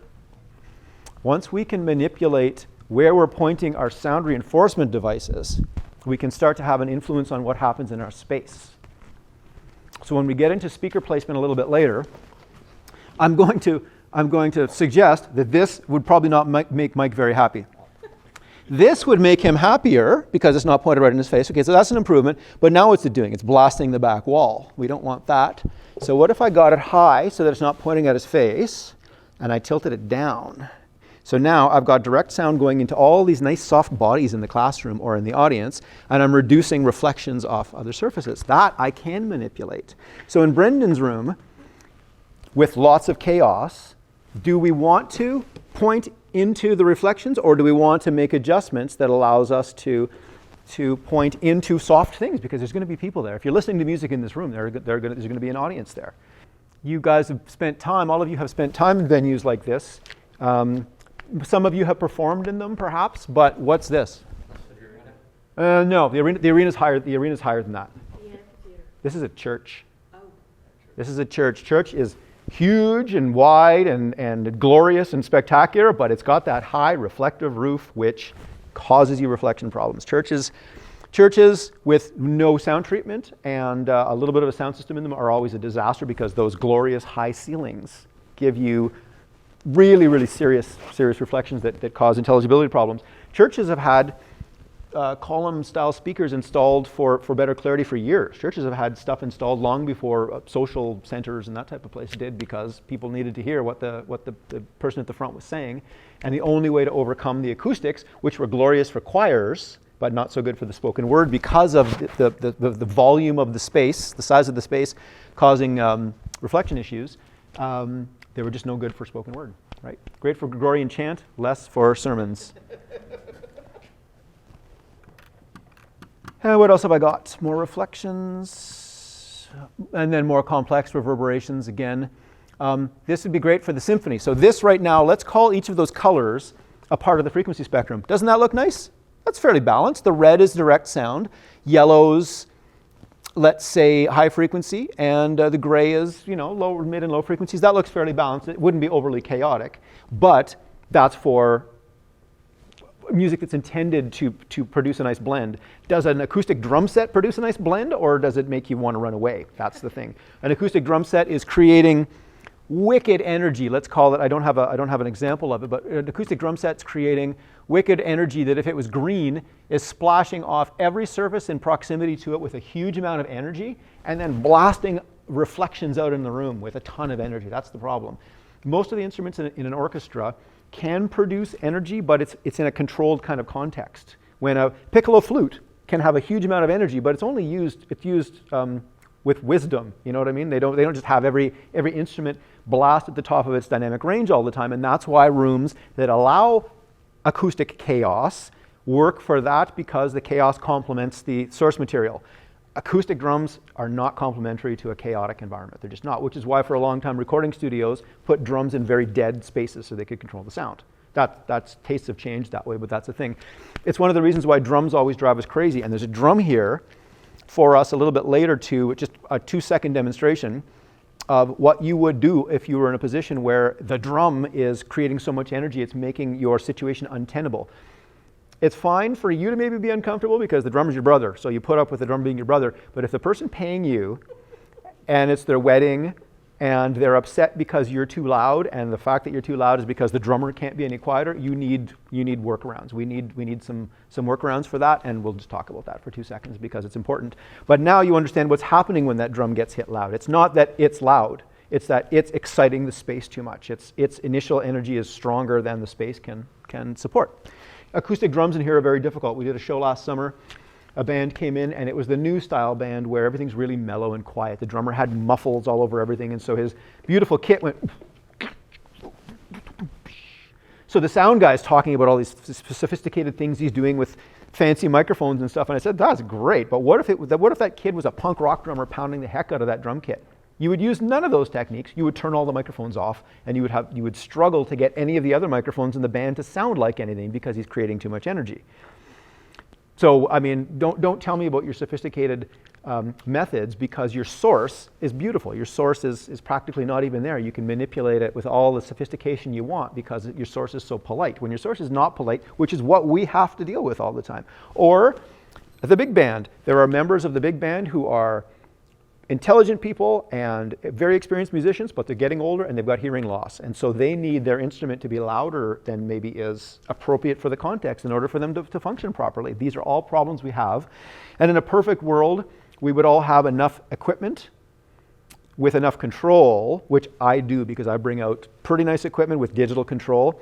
I can overcome most problems, as could you if you had that equipment. Because of the gear I've got, it's compact enough that I can move it around. I don't have those massive 80s speakers anymore. I can put smart, really good sounding speakers in places that minimize the negative chaos in the room in terms of reflections. I can manipulate frequencies really well to make this person hear even though that person's too loud. You know, there's all kinds of stuff we can do. Toys are allowing me to do that, but the only reason I can use the toys is because I understand the fundamentals. The beauty of this is, like I said, this is a problem for Mike. And she can't hear as well because she's farther away from it. He's getting killed, she can't hear as well. As soon as I do this, I'm increasing the distance from the source to my front row, so that's helping. So now I'm balancing the sound pressure level. I'm balancing the amount of volume between those two members of the audience. So that's an improvement right off the bat. But then our problem is I'm bouncing off the back wall and I've got chaotic reflections. So you guys know about putting speakers on stands. So you get these guys, which are adapters that go on a stand, and they allow you to tilt your speakers down. And they cost like $15 for a pair. if we're going to use electrical equipment to manipulate sound, we have to do a conversion. And so we are going to transduce sounds. A transducer is something that does a conversion. And so we know about waves in the air, frequencies, waves in the air. We're familiar with that. That has to be converted into an electrical signal somehow. And so we use a transducer to do that. And the transducer of choice typically is a microphone. There are a variety of methods of this transduction, but what ends up happening is there's a small, delicate component inside which responds to the vibrations in the air by moving, and its movement in, let's just call it a magnetic coil to make things really simple, its movement within a magnetic field creates a small signal which is representative of the movements themselves. So if it's a low frequency wave, they're larger movements, and if it's a high frequency wave that it's hearing, it's smaller movements. Make sense? There's a lot to that, but that of course can be discovered on the internet very easily. There's a ton of information about how that stuff behaves, but let's just accept the fact that this transducer is taking acoustic sound and turning it into an electrical signal, which can then travel through the system. I might as well jump to the tail end of the system where a speaker, because our purpose in the case of sound reinforcement is to be able to amplify the sound. A speaker is simply a larger transducer that functions in the opposite way, right? It's got a diaphragm this big instead, and it's caused to move in sympathetic vibration to whatever happened here, and it creates air pressure changes that we perceive as just a louder version of the sound. So we're transducing from acoustic to electrical signal, doing whatever we need to do with it, which is our purpose of talking here today, and then it's being reconverted to acoustic energy by the speaker. Make sense? Did that cover the topic, do you think? At a very basic level? So that's what's happening. So we're calling this energy a signal now. So from now on, it's all about signal traveling through the equipment. This is not a very strong signal. Depending on what the source is in the first place, it's not a very strong signal. Certainly from a regular microphone, it's an incredibly low signal, so it's going to need some help. And even from the output of another device, we always are in a situation where we need to use an extra small stage of amplification. We all know what amplification means. We need an electrical amplifier to increase the amplitude of the signal a little bit to get it to a point where it's at an acceptable strength to travel through the equipment. Otherwise, we run the risk of we can't hear it unless we amplify it. And we also run the risk of noise because all equipment has a certain amount of noise built in. And unless we get these amplification points happening correctly, I'll say it correctly, but unless we get these amplification stages done efficiently, we're not going to get the signal we want traveling through significantly louder than the noise that's going to be there. So we transduce the acoustic energy into an electrical signal, which needs a little bit of a bump up, a little bit of an amplification to get to be strong enough to travel through the system. Travels through the system, does all the things we talk about today, and then is reconverted through a larger transducer, a speaker, into acoustic energy we can hear again. So we're familiar with that chain. Let's talk about what's happening on a mixing board. So the function of a mixing board, we call them mixing boards so that we can take multiple sources. Mike's vocal, Roxy's vocal, Auntie's trumpet, and Carolyn happens to be playing sax today, and we need to mix them. That's why we call them mixing boards or mixing consoles. That's the purpose. The good news, which I think all of you have enough experience to be aware of, is when someone comes up and says, hey, do you know what all them buttons do? Sure you do, because if this is a 4-channel mixer, them buttons all do the same function for each of the 4 channels. So usually you don't get asked that question when the mixer's this big. It's when you're on a 48 channel console of the old style that has 3,000 knobs on it. What do all them knobs do? Well, the good news is I've got 48 instances of exactly the same set of knobs. So as soon as you learn that, you're good to go for everything. And though this particular mixer channel has fewer knobs than the mixer in there, they all serve the same function. That just has more. This only has one of this type of knob. That has 6. This only has one of this. That has 1. That only has one of these and one of these. So really the difference between this that has 1, 2, 3, 4, 5, 6, 7 knobs compared to 15 is just more instances of a few of the controls. So once you know what those controls are, you're never going to be intimidated by a larger mixer. You just look at it and go, oh, I see what that is. I see what that is. Including the monsters that that the Stones are still being mixed on an analog console. Isn't that wonderful? Not everything's digital, of course, but they don't need to be because what's being done with them is so simple that the controls available on a really good classic analog console just do the trick. and everybody's happy with it, and so that's what they continue to use. They're one of the very few acts in the world, I think, that still does stadium level shows with an analog mixer. It's kind of fun. So on our mixer channel, which we end up talking about a lot because that's really the key thing to talk about, the concept of all of the input channels then having variable volume level to be sent to the master output is simple. We all understand that concept, so that's not something we have to get into much. I'm referring to the master output. It's like a collection point for all the parts of the mix. Sometimes it's called main, so sometimes it's the main. Sometimes that then means people refer to their speakers that point to the audience as the mains. As we discussed earlier, sometimes people call that the PA, but PA just means public address. Sometimes they call it the master. Sometimes it's referred to as LR. There are times when your main outs are referred to as LR, which we know refers to left and right. So depending on what you see, that mixer has nothing like that. We're going to see examples in some slides of a mixer that calls the master output LR because they're referring to stereo. But what we need to talk about is what's happening on the channels themselves. So I've got slides to show you this, but I think, yeah, probably for the sake of video, Leo, putting it up on screen makes more sense than this. Okay, so I'll give you an example of a little guy. So this is as small as it gets. Okay, so we plug in at the top, pretty simple. We're not going to talk about what we're plugging in right now, but let's say it's a microphone. We plug in a microphone and we need to amplify that signal a little bit. So this is key. This is the first thing you have to get a handle on. This is step one today of the rest of your life, not adjusting that knob thingy. You know, turn up that thing, turn up the whatever, because that's way too ambiguous because we've got two knobs on a mixer channel that affect the volume of the sound being produced by that mixer channel, and they each have different functions. So the first one that we find up closer to where we actually physically plug in is the gain knob. Gain is also sometimes called trim, depending on what mixer you're looking at. So gain and trim. And what that's controlling is the small preamplifier that takes the incoming signal and boosts it a little bit so that it's at a higher level to travel through the electronics. Okay? So that's key. Right now on this ridiculously tiny little mixer, we can't do a proper setting of this. We're just guessing. So the best we can do when I plug in a microphone, and originally I had intended to do this live, but you can pretend I'm saying check, check, check into a microphone. So check, check, check into a microphone, and I'm turning this up, and I have no idea what's happening with the signal strength in the board, because this is just too basic to tell me. The only thing it's telling me is here. Ignore this knob. Don't pay any attention to that. They just happen to put this light right here. On this mixer, it's in a different place, but it's a peak light.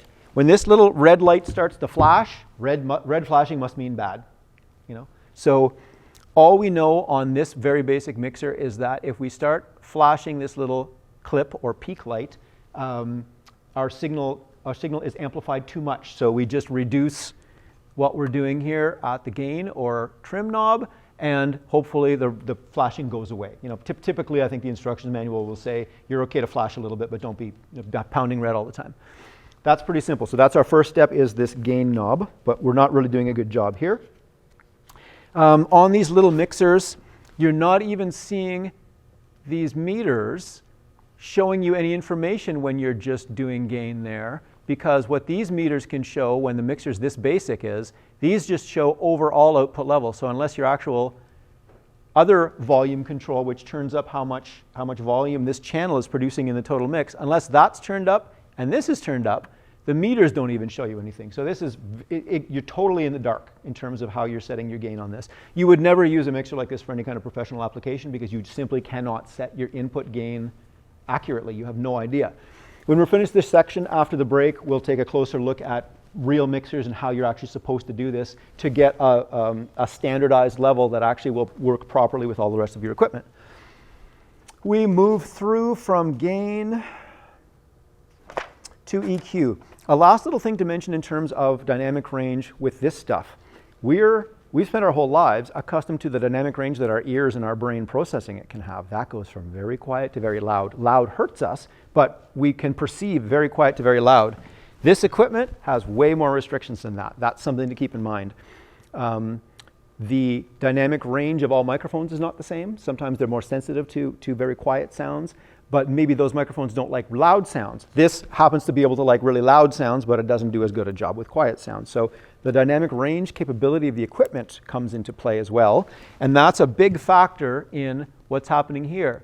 Even with really, really high quality equipment, the conversion to an electrical signal limits the dynamic range compared to what our ears can actually hear in reality. So that's something to be aware of. And the cheaper the equipment, the worse the job it does. So this poor little $50 mixer it does not have a lot of dynamic range. It's not doing a very good job. What the accuracy of this little amplifier in terms of boosting the signal is not great. It's not doing a very linear job, and its noise is probably pretty high, etc. Same size mixer, but better quality, it's going to do a better job, isn't it?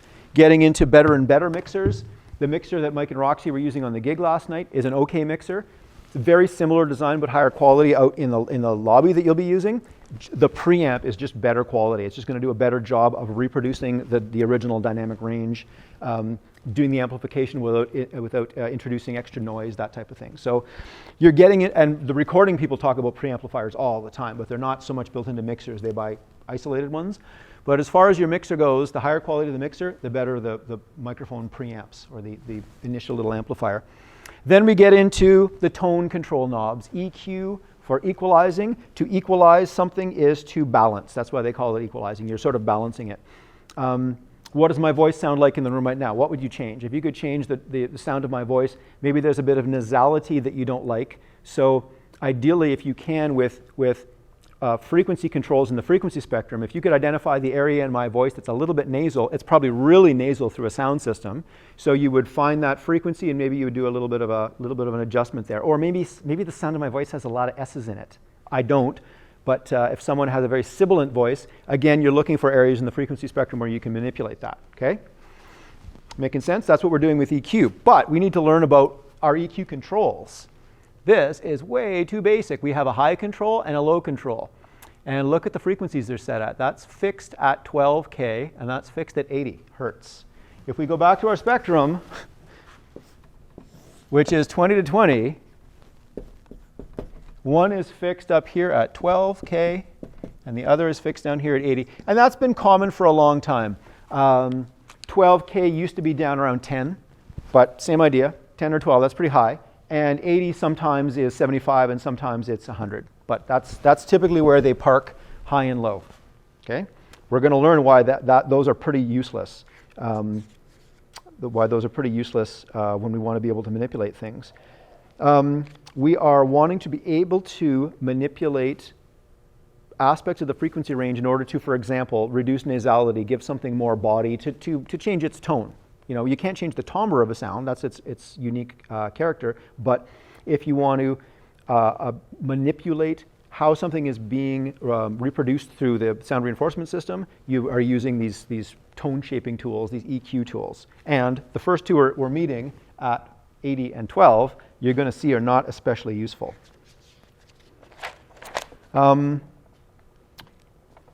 Where they affect the spectrum, so in this case 12K is in this area, they refer to it as a band of the spectrum. And later on we're going to look at how the spectrum is divided in other ways. It's divided into octaves in different ways, and etc. But they refer to specific frequency areas as bands. So this is just a two-band EQ. That's all we've got. We've got two frequency points that we can adjust. Two-band EQ is always pretty much going to be a fixed frequency high and a fixed frequency low. That's not very useful. We need to make sure that we understand how these knobs work. This is another really important thing.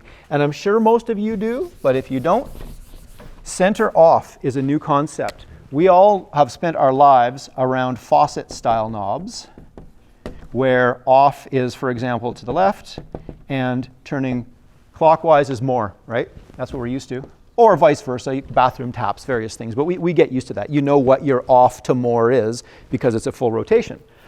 EQ knobs and also the pan knob that affects left and right are not that way. They are center off. So there's nothing happening when that knob is in the center position. If you want to add low frequency, you turn to the right. If you want to reduce low frequency, you turn to the left. And in your little terminology sheet that I that I included in your paperwork, I included the term boost for adding.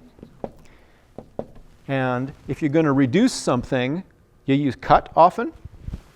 So cut, boost or cut, that makes sense. And the other term that's often used to reference cutting is attenuate, because it's to reduce.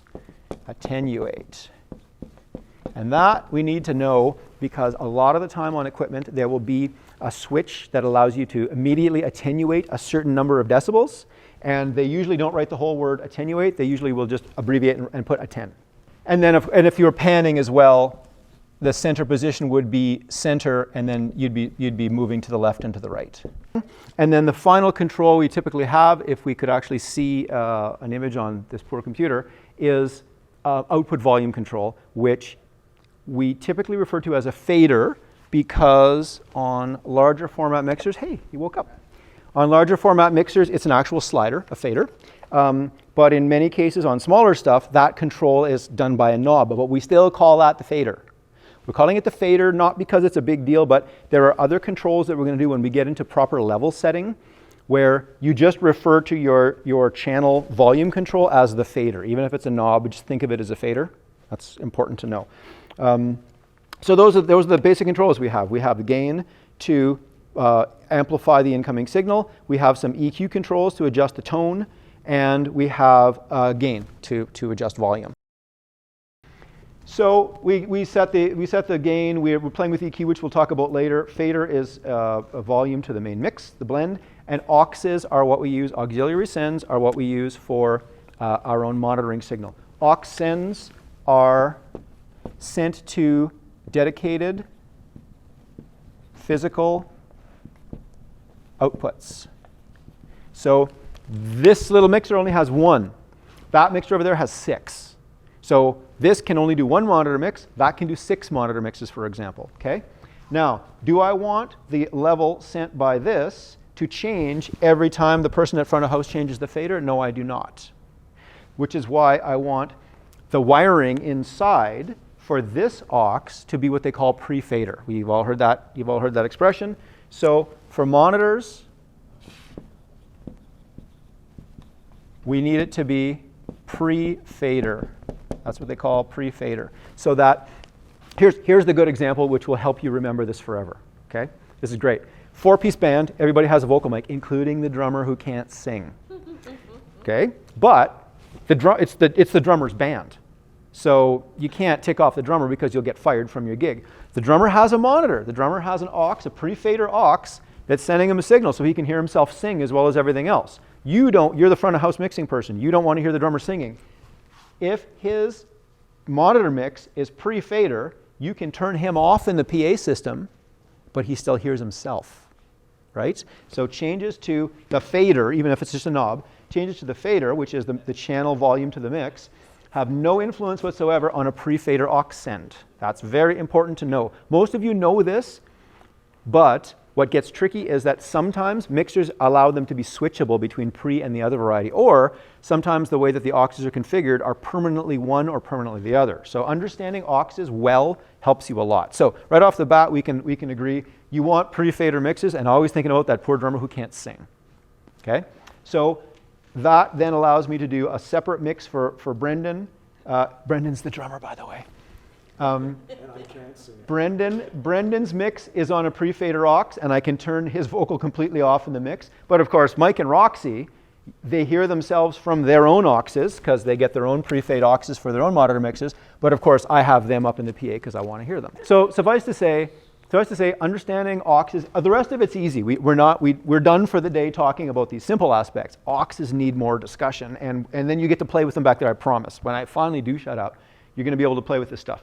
So pre-fader auxes, you agree, are what you have to have for monitor mixes. Okay, but there's another situation where you want to be able to send some of that signal to an effects processor. So if you're sending to a reverb, let's call it an echo, because that's easier to wrap our brain around. You're sending it to an echo device, like an effects processor.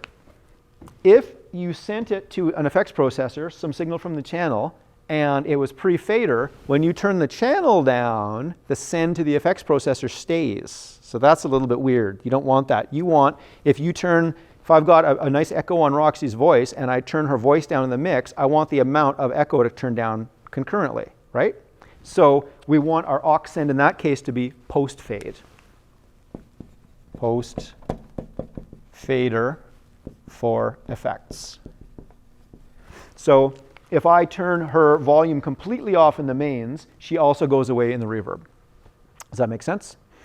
If you have a mixer that only has 2 auxes and one is pre-fade and one is post-fade, the decision's made for you. You've got one monitor mix and you've got one effects mix, right? That's pretty simple. I think the mixing you're playing on out in the lobby has 2 pre-fade and 1 post-fade, but a lot of these guys are switchable and you have to be careful of that. Sometimes they're switchable for every channel. So if you've got 10 channels, you can actually switch. Maybe aux 1 is permanently pre, aux 3 is permanently post, and the middle one's switchable. So if you want 2 monitor mixes, you'd switch all of aux 2 to be pre. So you've got 2 pre-mixes and 1 post. Or if you only need 1 monitor mix, but you want to use 2 different effects, a reverb and an echo, you could set it so that one is pre, and the second one's post, and the third one's post. This makes sense to us? Yes.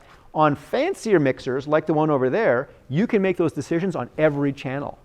That's really interesting. You can do a lot of interesting stuff with the ability to increase. It has 6 aux knobs, and you can adjust a bunch of them to be pre or post and do whatever you want with them. So lots of flexibility, which now you know how to manipulate. Very important. So aux knobs get people into trouble. Aux knobs get people into trouble, but if you understand them well and you have an opportunity to play with them, you can get confident with them and use them more effectively.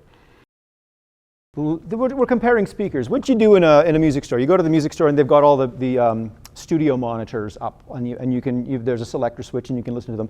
And actually the local music store has a selector switch for live PA speakers as well.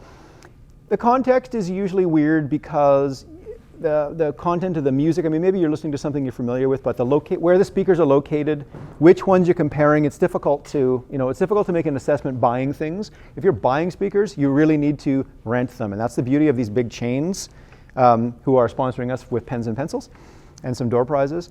The beauty of the big chains is that you can actually try equipment in real use. You cannot make decisions on stuff like this in the store. A mixer, sure. A mixer, if it's got a good pedigree and it's got the features you want.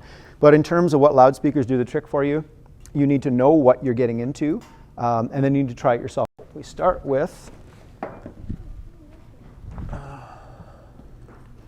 passive.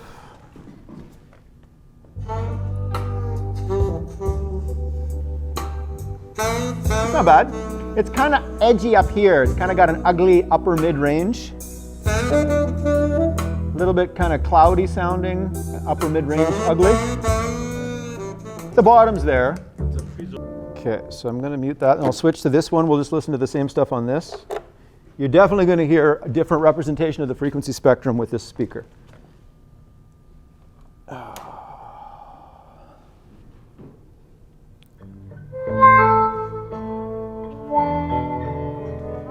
It's got very little bottom end, and it really emphasizes some ugly frequencies. But I am hearing some air, so the tweeter works. Like sometimes if there's no top, the tweeter's blown, but hear how honky everything sounds like a harmonica. Okay, so now we're going to move to one of the active speakers. We haven't talked about the speaker design yet, but it's the modern speaker design, where instead of there being an amplifier that sends an amplified signal down a cable to the speaker, the amplifiers are built in. So they can make all kinds of spectacular improvements in that regard. So let's listen to that guy.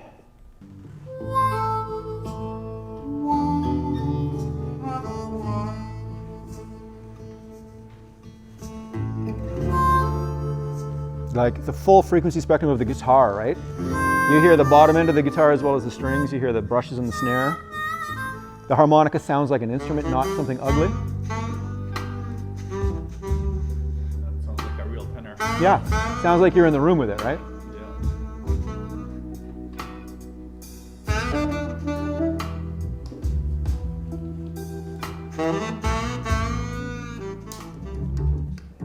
You could hear the snares buzzing when he hit the bass drum. The cross stick, yeah. So you hear all the nuance in her voice now? Like, do you want your voice to sound like that? Right? Yes, you do. And then this, of course, I mean, the organ's got so much going on, it's not as good an indicator, but the bottom end will really jump out.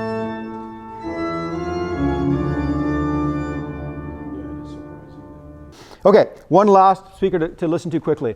So this is a speaker that the Yorkville Sound, which is what Long McQuaid's house brand is, they developed this to be a very useful compact speaker, similar to this, but it's designed to go into rentals. So it's built like a tank. You can drop this thing off a music stand and it'll survive. So it's designed to be very, very robust. It's an excellent choice. I had the theater buy a bunch of them for the rehearsals and stuff because they were always destroying their stuff.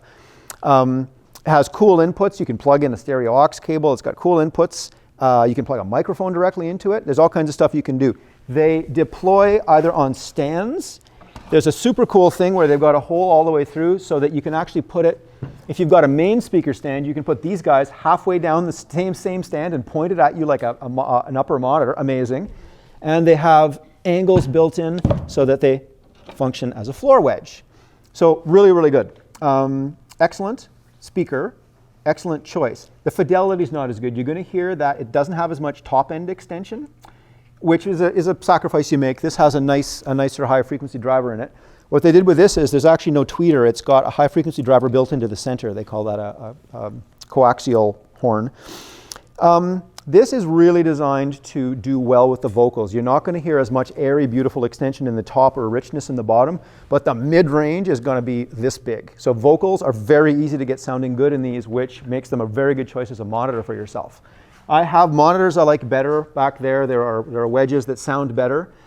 But this, in a pinch, in a hurry, you can get a spectacular, punchy vocal sound out of this that will make you very happy. So we'll listen to those very quickly. So right off the bat, the top end isn't as extended. The airiness is not there. Like I can't hear the brushes on the snare, for example. But the mids are really, really forward.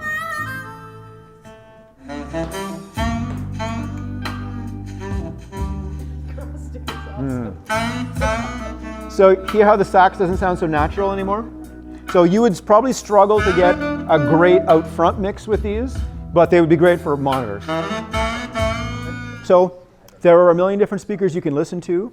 The purpose of that demonstration was to enlighten us a little bit in terms of you can listen for more. You can listen for more representation of the frequency spectrum. Can you hear air and vocals? Can you hear things really coming out nicely? I mean, it's got to work for you. It's got to be a device that works in the context of what you need to do. So in some cases, maybe just this does the trick, and it doesn't sound so good up front, but it gets the job done for you, because sometimes you use them as monitors, and in a small gig, you guys use one for a monitor, one for a main.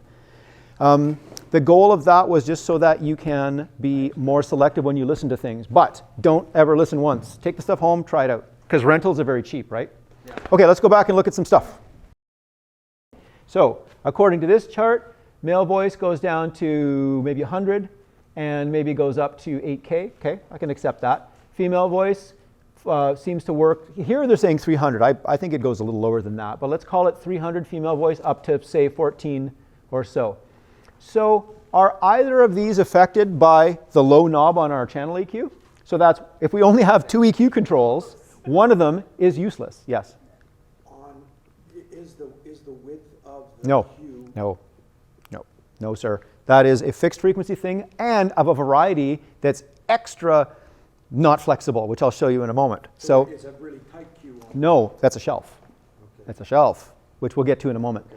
So if we just accept that the point where we can make adjustments for low is 80, is that useful to us for vocals? No. Good for, this doesn't have modern instruments, but it's good for piano. Piano goes down good and low. Bass guitar goes down good and low, so that low knob would work there. Okay, so let's look at the upper section. Male voice seems to cut off around, let's say 10. Is our high knob useful? No. If we jack it up, it might give us a tiny little bit of air on top, but it's not very useful if you want to get rid of my nasality or the boominess in auntie or this, that, the other. All these different voices where we might want to make slight adjustments. Not because there's anything wrong with our voices in acoustic reality. Once we turn it into signal and run it through the systems with the frequency response of the mics, remember the mics introduce their own tone shape, right? The frequency response of the sound systems, we often do have to make manipulations, and these filters are useless. And that's all you've got on that mixer. So, unless you're only playing back music, this is completely useless. So we need to get to the next step, which is adding an extra band of EQ. This is 2-band EQ. We're going to get into a mixer that gives us 3-band EQ. Gives us a mid-band. Let me jump to another frequency spectrum chart. Okay, this gives us a little bit more to work with. Bass guitar, where's my cursor? Bass guitar, you see, they're saying down to 20, but that's pretty low. So, way, way down. Bass guitar, and then bass guitar goes up to maybe 5K. That's cool. So that's certainly using the bottom part of the spectrum. Bass drum, kick drum, we can use our low EQ knob on that. Toms, tuba, organ and piano keyboards for sure. Cello goes down nice and low. So there are some instruments that we could actually affect with that low knob, but not a ton. And then again, what's up around 12K? Not much. Sax, we could add a little bit of air and spit, clarinet, flute for sure. Cymbals on a drum set, we could, that's up there. But again, those two knobs are pretty useless. Where does all of our information live? In the mids. Not the extreme high or low, where they force us to have the controls, but in the mids. Okay, so awesome. I'm upgrading my mixer. I'm going to get one that has a mid EQ. Mid. Where in the mid? The mid's a pretty wide place because we know the spectrum's a pretty big place between 80 and 12. There's a lot of range to cover. So they typically give us a fixed mid at 2.5K. I'm skipping through some slides just in the interest of getting through stuff. I'll close this one. They typically give us a fixed mid at yet another frequency, 2.5K. I mean, it could be anywhere around there, but it's a fixed frequency. That's cool. This is a good thing. So we can boost a little bit. It's a center off. We can boost a little bit if we want a little bit more in that area, or we can cut if we want a little bit less. But how useful is 2.5K? Depends on the instrument. So finally, some listening. Okay, that's given us a lot of everything. You can see that this is a professional mix. This is a professional mix of a local guy. We did this at Mission. And it's got everything in there. There's a lot of brightness. You can see the tambourine really jumping out up like above 10K and stuff. You can see quite a bit of bottom, and then things are fairly even through the spectrum.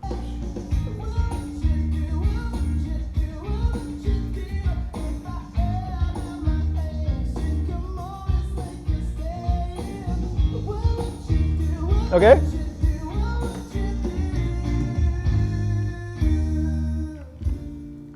So that's kind of neat. Okay, now let's listen to some specific examples and see how useful our EQ is. So here's a female vocal. Okay, so now I want to turn on, this is a whole new thing.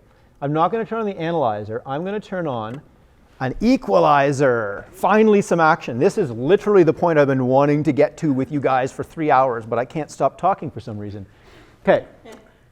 You see the frequency spectrum represented up where it says tiny Q. That's this plugin.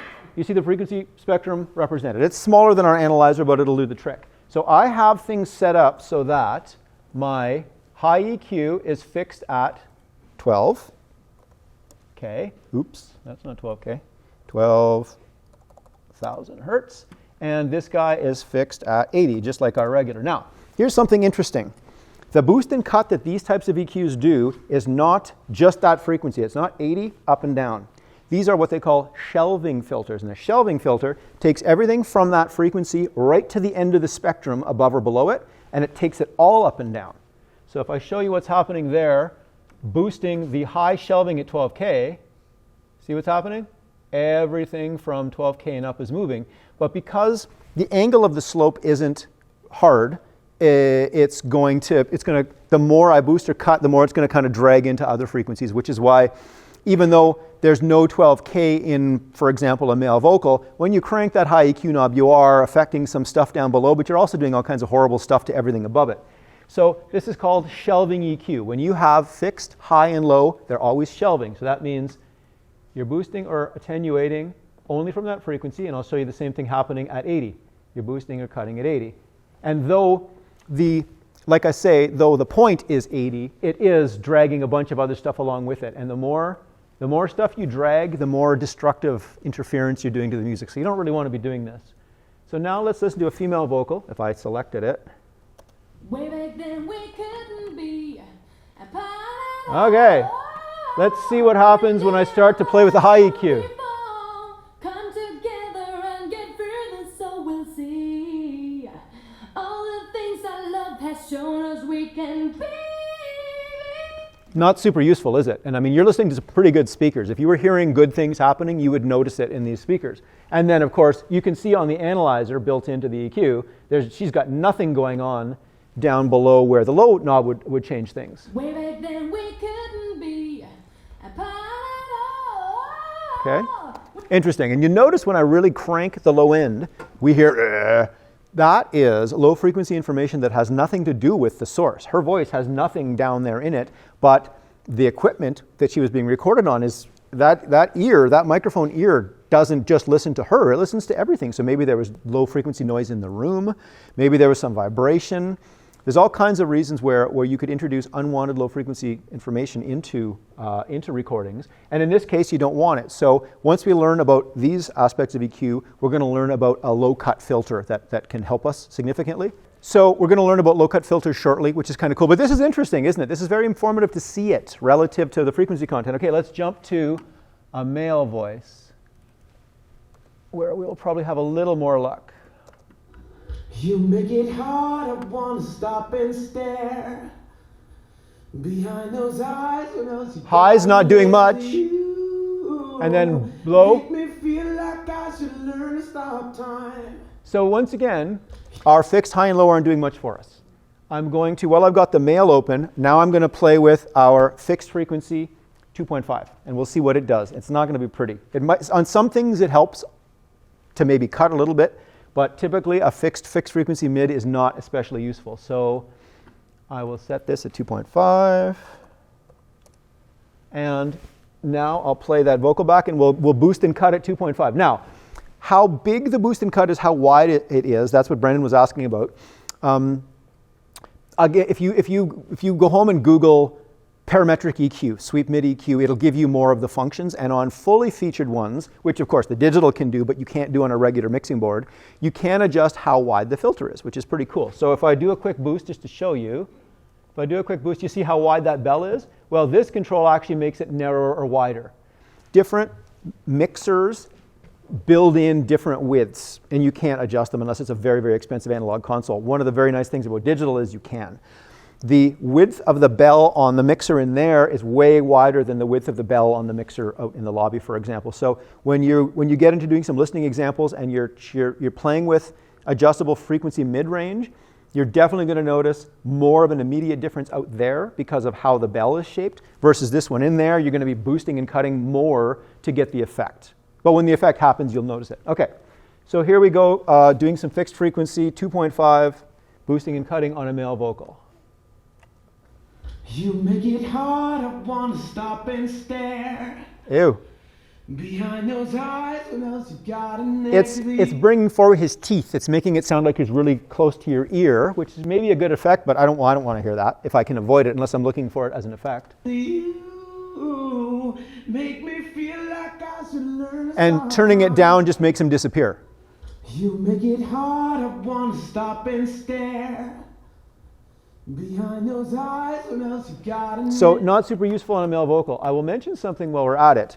2.5 is a very interesting area. Years ago, a sound guy in town who was a wonderful mentor, Tony Martin, said, you know, if the bar owner's getting on your case to turn down, don't turn down, because you're turning everything down. They can't hear the low frequencies and the top frequencies. They hear what the human ear is most sensitive to. So he said, go to your main equalizers that affect the whole mix and knock down 2.5K a little bit, and I guarantee he'll think you turned everything down.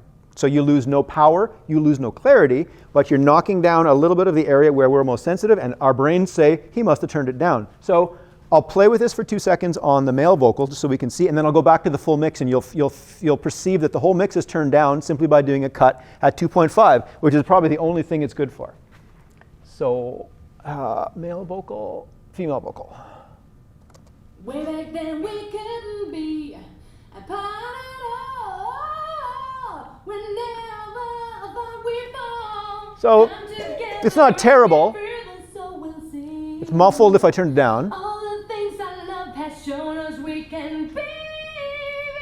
So you can see how on a female vocal that sounds right, a fixed 2.5 could be a little useful. A little boost maybe gives it a little clarity in the mix.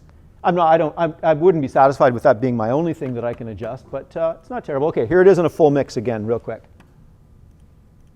There we go. So not doing anything. Right? Didn't it just get quieter?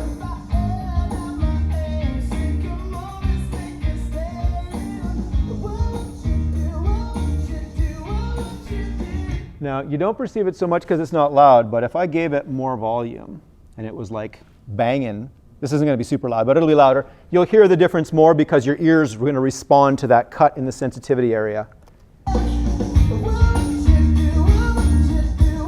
Notice it?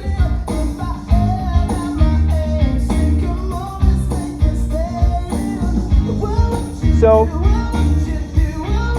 it's a subtle thing, and it's not necessarily exactly 2.5, but that's an area where you can have the effect of reducing harshness.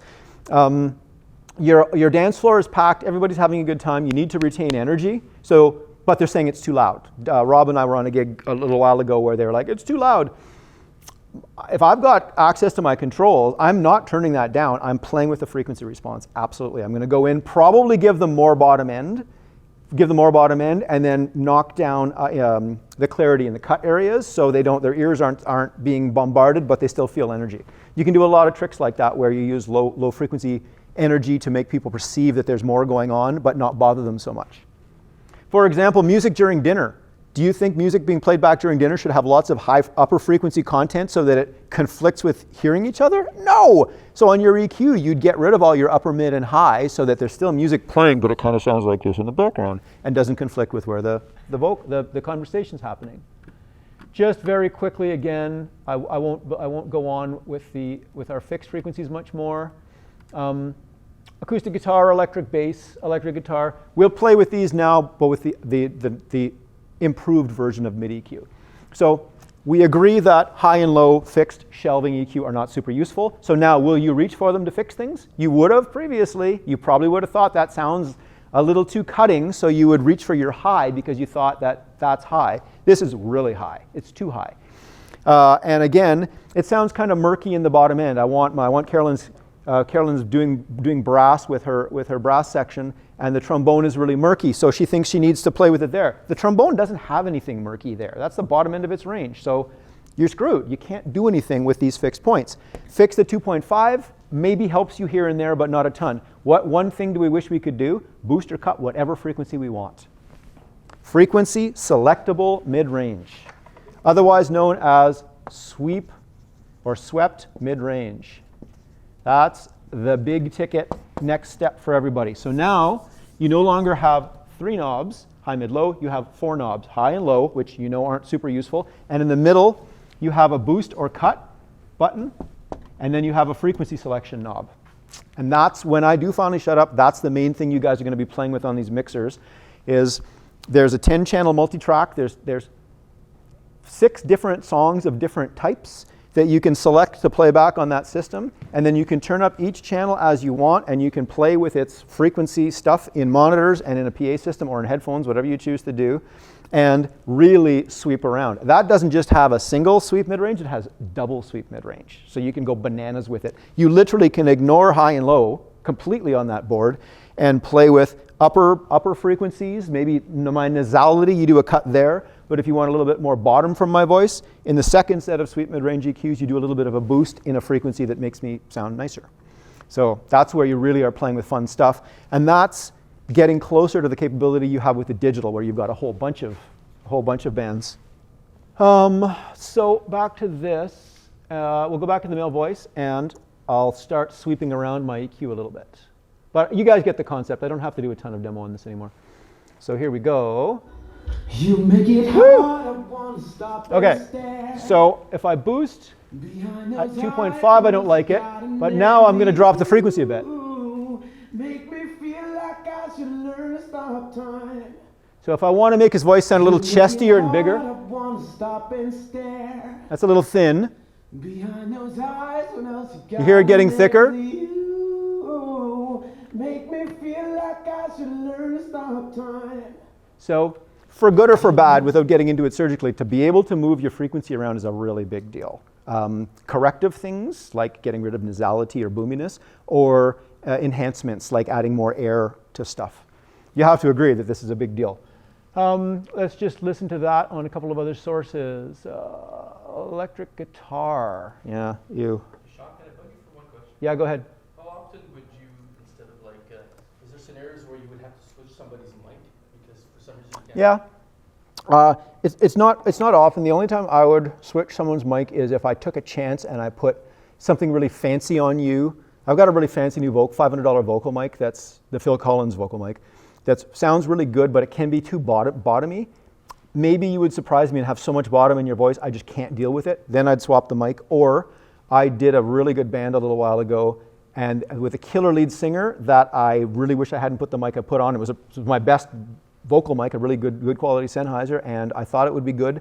But he had some upper end cut that mic was not especially flattering for. So had I known that would happen, and I had some extra time, I probably would have swapped that mic out. But typically with the kind of control you have with a bunch of sweep mid, you can deal with it with electronics rather than swapping the mic out. But yeah, I would swap the mic. I know that you've got a mic you really like and it flatters your voice, you're used to it.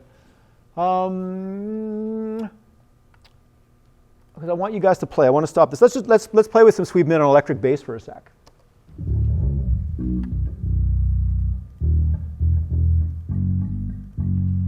So it's mostly living down here. So if I did a cut, that's kind of interesting. I'm doing a cut at 200. That kind of cleans it up, don't you find? If I get rid of the cut, there's more happening. And when I do that cut at 200, you find that it sort of cleans the sound up and you've got more clarity and less mud. Which again, I couldn't do unless I had sweep mid, right? So that's the big step. If you understand how to set your input gain well, and you understand how auxes function, and you understand how to use sweep mid range, if you've got one of them, then you're going to have a better result in the end because you're not reaching for the wrong control, right? What's tricky about this is it's got two names, okay? If we want to reduce low frequency information, it would be nice to be able to do that, to cut the lows. So low cut. Simple enough. And the symbol they use to represent it is very easy because typically it won't say low cut, it'll just have it'll have the symbol. So it'll be a button and it'll have this symbol, which indicates the full frequency spectrum, but there's a low cut point, okay? And then there is they call it the corner frequency, but there's a cutoff frequency. And the problem is with most analog mixers, it's a fixed frequency. Let's call that guy 100 hertz.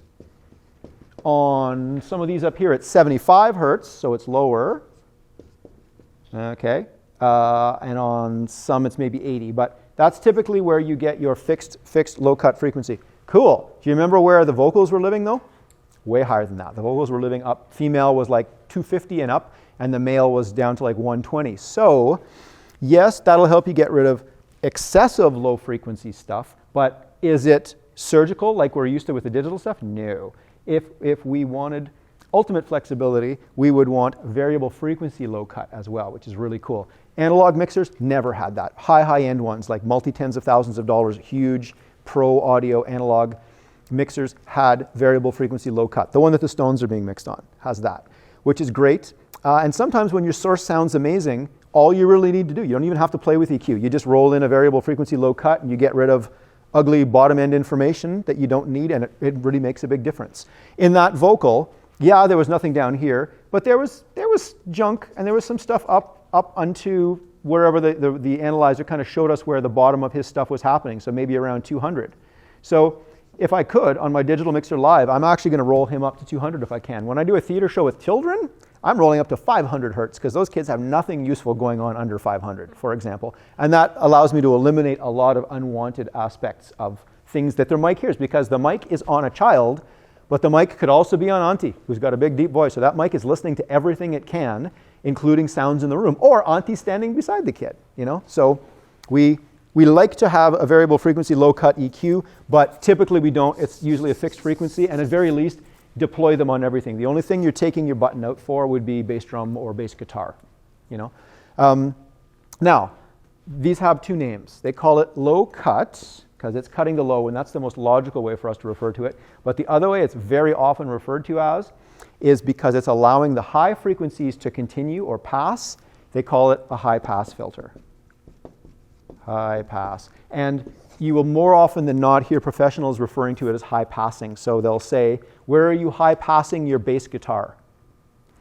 And if I say I'm high passing my bass guitar at 60 because it's a bass, it's got lots of low content, he'll say, yeah, why don't you try high passing a little higher than that, because he's playing funky stuff and allowing all that extra low information under 100 is just making mud. I think we'll hear his articulations better if you high pass up higher. So you'll hear high pass referred to often, and what they're talking about is low cut. Sometimes you'll see high pass referred to as an HPF.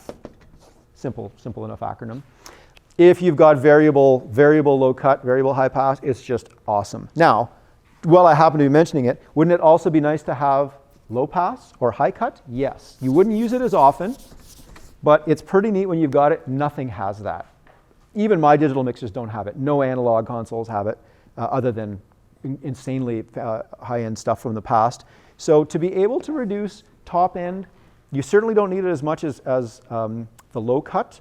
It's really useful though on electric guitars. Electric guitars, modern noisy electric guitars, are very fizzy sounding, and that's information you just don't need. You're hearing it, and the spectrum analyzer would show it, all kinds of, but unless it's a style of music that needs that buzzy energy, all it's doing is eating up information in your upper frequency range. So the first couple of times I was sitting beside a guy with a really fancy digital console that had it. I said, what do you do to electric guitars? And he said, what do you mean? I just low pass them. And I'd never had a low pass filter on a mixer before, and he engaged it and started rolling it down on a guitar that sounded like a buzzsaw, and immediately the guitar sounded better. He got rid of all that, and now we heard the guitar. It's a feature that you're likely never to bump into, other than in software though, which is a pity. Another reason why we would like to have a variable frequency low cut filter is plosives, the P sound, the P popping sound. I have windsocks for all of you today. I have stuff for everybody today, including a windsock. We're not even going to have time to do much mic comparison. I'd like you to be able to, though. I'm going to whip out mics and things, and for the next couple of hours, you'll be able to do whatever you want. But for hygiene, having a windsock is a really good idea. A lot of people hate the look of them, but it just is so convenient to be able to reduce. I'm trying to see if I even have, I don't think I have one of these, so I've only got the new ones I brought for you guys. There's foam built into the ball of this to reduce wind blasts hitting the diaphragm inside, and that's fine, but if you have a particularly plosive voice, you're going to blow right past the foam and you're going to have bangs in your PA. Those bangs are higher than 80 or wherever your high pass filter's set. If it's set even at 100, that's not going to catch it. Typically plosives live around 120. 120 or thereabouts. So you're in trouble if you have someone on a mic and they're as poppy as heck. It's going to drive you crazy all night, because our goal really is to try and do sound reinforcement that sounds natural. The best compliment I'm ever going to get on a gig, I don't mix rock bands well. I don't have people coming up saying, you did a great job with that band with 3 blazing electric guitars and someone screaming. I can't do that. I don't even know how to listen to that stuff, much less mix it. But I can put a lot of effort and skill into trying to make vocals sound natural, and then the instruments around them sound as natural as possible, so it's very pleasant to listen to. That gets me paid.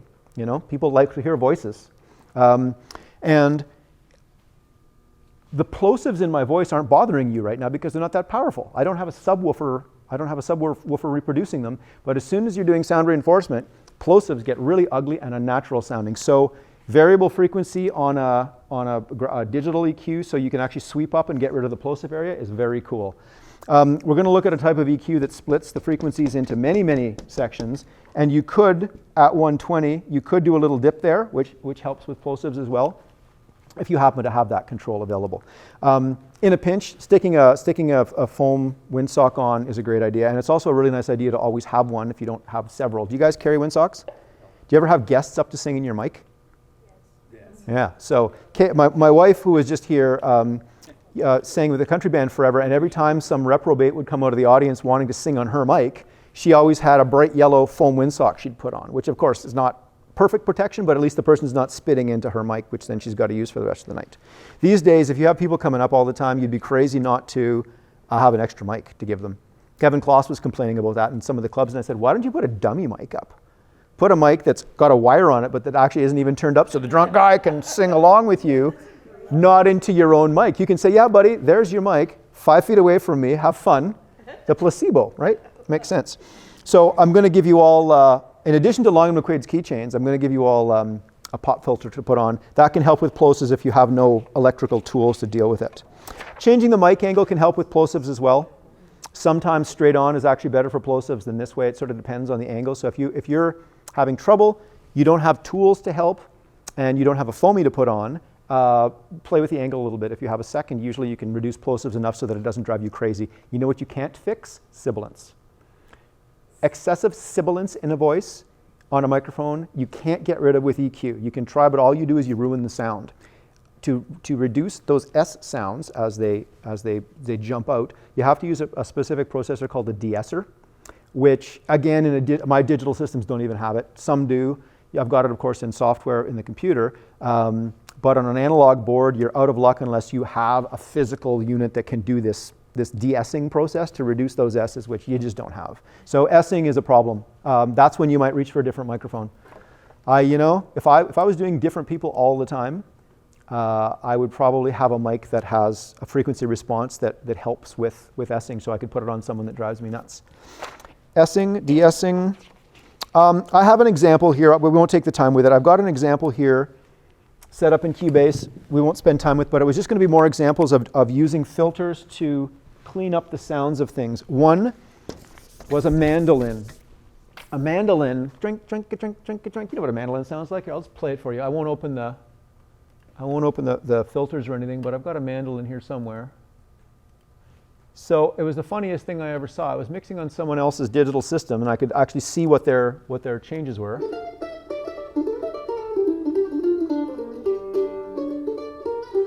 Is there much low frequency content there? Come on now. But in their EQ, thinking that they wanted to get more body out of their mandolin, they had the bottom end jacked like this. They had every EQ they could possibly put on this poor mandolin blasting in the bottom, which made the mandolin go, it sounded like a jet engine. It wasn't the mandolin, it was just all the noise being amplified. The poor mandolin itself, which you were just listening to, he lives like here. That's where the mandolin lives. So they obviously had no clue what they were doing, and they introduced all kinds of harm to their mix by thinking they were adding body to this instrument in an area that was incorrect. Okay? So that's the value of that's the value of you guys also getting into maybe some software with spectrum analysis, or you can put spectrum analyzers on your phone, which is around somewhere, just to listen to things like, does your son play mandolin?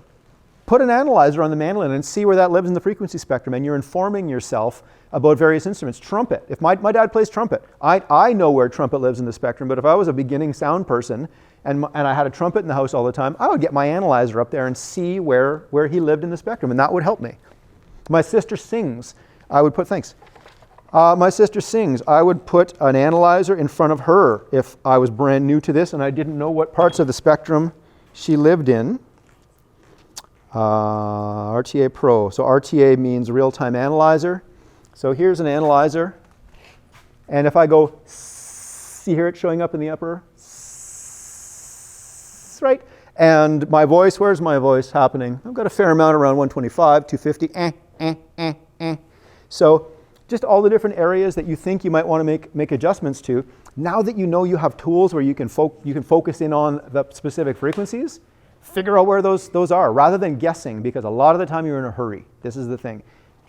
Okay, one last type of EQ that we need to look at. So you're familiar with channel EQ now. You got shelved high and low, which typically can't help you. You have sweep mid-range. That's the money right there. And on a fancier mixer, you have dual sweep mid-range. Finally, not on channels themselves, but on the outputs for monitor mixes, especially, you still need to use this. And typically in the past, you would also have them on your main mix, is an EQ that covers the whole frequency spectrum with a ton of different bands. We've been talking about 2-band, 3-band, sweep mid. How about 31 bands? How about we divide the spectrum into 31? Okay? Because this is the 0 point with no booster cut, let's divide this into 31. I've got slides, but it'll be faster for me to just draw it for you. So if I divide the frequency spectrum 20 to 20 into 31 points, 31 fixed frequency points, that's pretty cool. When you have a problem with 120, I can cut 120 for p-popping. If I want to bring out the clarity of something at exactly 6K, I can do a little bit of a boost at 6K. This is a graphic representation of our manipulation of the frequency spectrum. They call this a graphic EQ. This happens to have 31 bands. So here's the deal. Going back to the topic of the piano keyboard, and we know that octaves, we know the divisions of octaves that way. So a lot of the time you learn about the frequency spectrum as it's relative to notes on a keyboard, octaves and that type of thing. And a good mentor of mine that we all know, Sean Pitzel in town, he's a keyboard player. Anytime he's talked to me about the spectrum, he's always made reference to the various octaves, which kind of went beyond me. I didn't want to think about it that way. I just wanted to think about it as areas like we've been talking about today, where you hear something in the low-mid area that you need to fix, and so you kind of focus there and you do work until you make it happen, kind of quick and dirty. Whereas with a studio background, he's hearing octaves and harmonics, and he's thinking about things in those terms. I only bring this to your attention because what they do is they divide the spectrum into 10, 2, 3, 4, 5, 6, 7, 8, 9, 10. They divided the spectrum into 10 octaves, okay? Because with a 30-band EQ, how many bands are in each octave? 3. So each band is divided into 3. So they call a 31-band EQ, you're following me, that we divide the spectrum into 31, and because there are 10 octaves with 3 in each, they call this a 1/3 octave. I'll write the word octave. Octave EQ. 1/3 octave because there are 3 divisions per octave, there being 10 octaves in the whole range. It's confusing as hell, and you don't need to know this. I'm only mentioning because you'll often see graphic EQs referred to as 1/3 octave EQs, 1/2 octave EQs, etc. There is a type where there are fewer divisions, where there are only 15 bands. 1, 2, 3, 4, 5, 6, 7, 8, 9, 10, 11, 12, 13, 14, 15. Okay, 15. It's a different number of octaves. Now you're only putting 2 divisions per, and so they call this a 1/2 octave EQ. Does that make sense? Am I getting my math right? And so on. Less divisions you think is maybe not as good because you don't have as much control. The thing with these types of filters, though, is you can do a lot of damage if you overdo it. It's fine to do a little cut or a boost here or there, but the less you do, the better. And so when you have divisions this small, if you overdo it with a division that small, you introduce all kinds of ugly artifacts on each side of that frequency. So you want to do as little as possible. Because these divisions are slightly less narrow, they're slightly more natural sounding. So in a pinch, this will actually give you slightly smoother sounding with less artifacts, cuts and boosts. Kind of interesting. Then when you get into stuff like is on Mike and Roxy's mixer, where it's, I don't even know what an octave this is, but it'll only have like 7 bands. That's really dangerous because they're wide, but they tend to be very powerful. So a very small physical movement makes a really big change on these things. And they're just dinky. They're like this big. When you look at the professional graphics I have on the rack in there, you've got a lot of travel. You can actually do a lot of adjustments and you can make fine manipulations of the frequencies you want. These guys are the devil because it's really easy to do a bump that feels like nothing. It feels like 1/2 centimeter with your thumb moving this tiny little slider, but you've done a huge shift. You've done a shift that does all kinds of things to the sound that you weren't really aware was happening. So they're handy, but not really useful for certainly doing anything surgical, and you have to be careful not to overdo it. 15 band are quite useful for things, fairly natural sounding, and these guys are good for surgical applications. Monitors.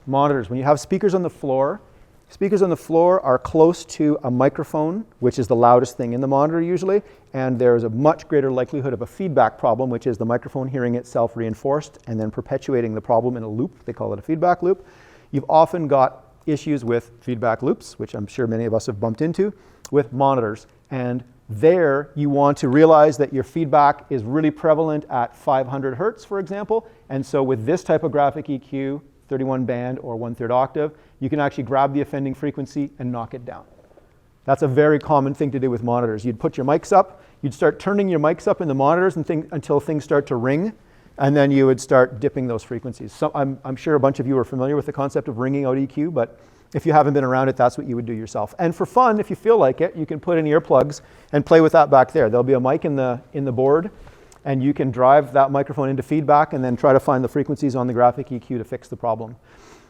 You're not going to do that on a gig because you don't want to be embarrassed. But here, I'm going to drop the curtain. We won't even know who you are. It'll be like the masked feedback creator.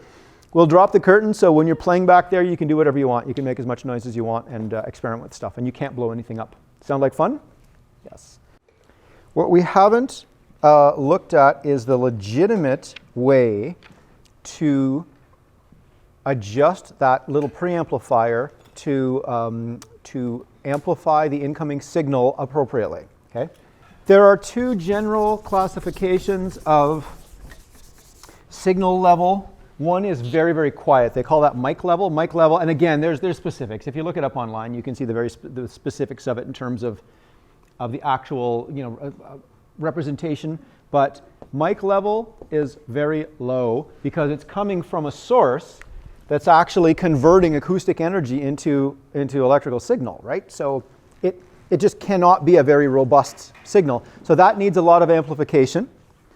And then the level of signal that travels through the equipment and between pieces of equipment, between a mixer and an equalizer, between a mixer and an active speaker, is called line level, which is significantly higher.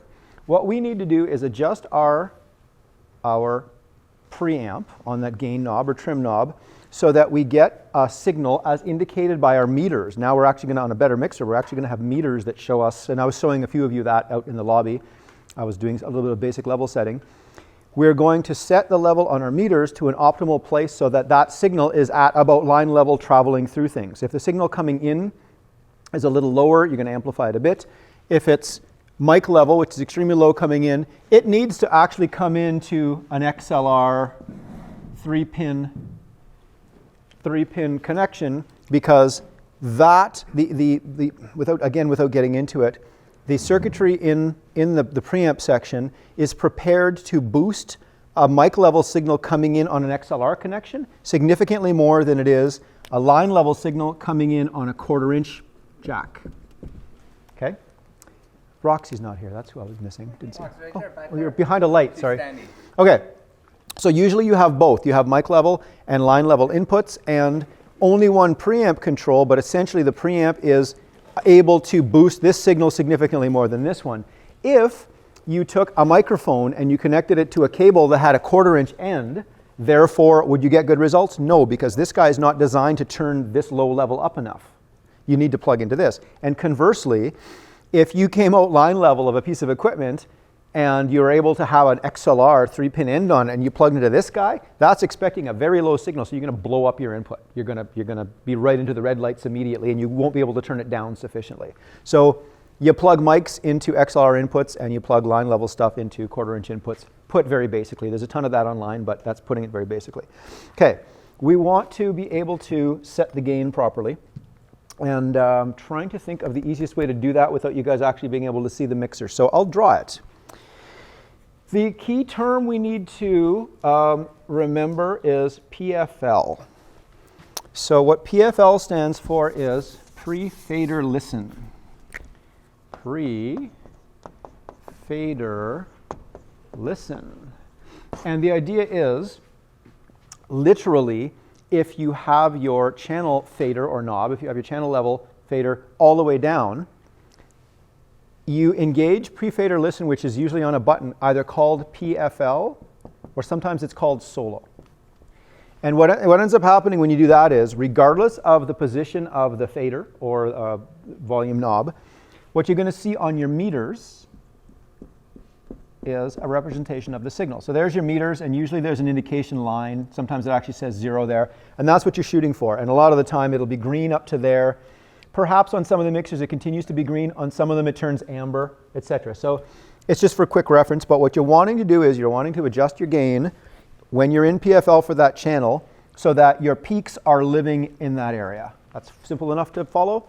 And the practice you're all going to do, and I will tolerate no cats wandering around. You all have to do this exercise for your own good. On the analog mixer in there, there's a 10-track mix playing. You don't even have to listen to it.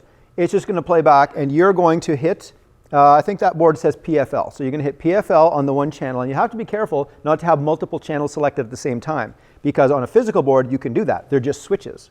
On my digital board, I can set it up so that I can only ever have one selected at once, which is very convenient. Because the other thing that PFL does is it directs that directly to headphones. So when I'm doing my initial setup, or you guys are doing your setup for those 10 tracks, drums, guitar, bass, everything happening, you're not listening in this case. You're just pressing the button and adjusting gain until the meters show you what you want. And then you undo it and move to the next one.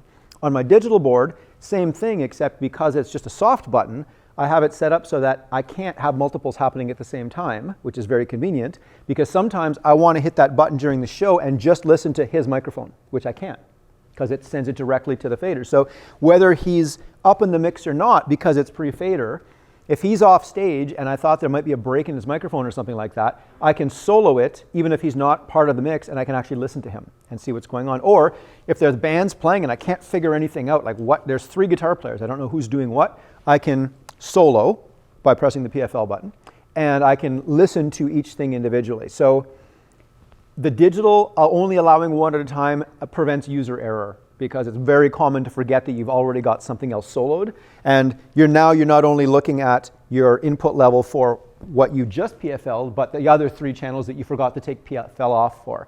On that board, there's a little red light beside it, so you'll know. If you've got a channel in solo mode, it'll be that. So I want you to all go through the full 10. Before you even do any listening, I want you just to do the exercise, because that's a great situation to do it in. And then we'll go back and we'll play with feedback and stuff like that. So this is essentially level setting using the PFL button, okay? Very important. I won't bother today showing you the features of that early mixer that Mackie company came out with that just could do everything. The manual for that particular mixer was very, very useful. It gave you an excellent description of how to do this. Really good description of how EQs work, auxes, everything. I always suggested that manual was an excellent reference for anyone to use to just learn how to use any mixer. It's been out for 25 years and it's really, really useful.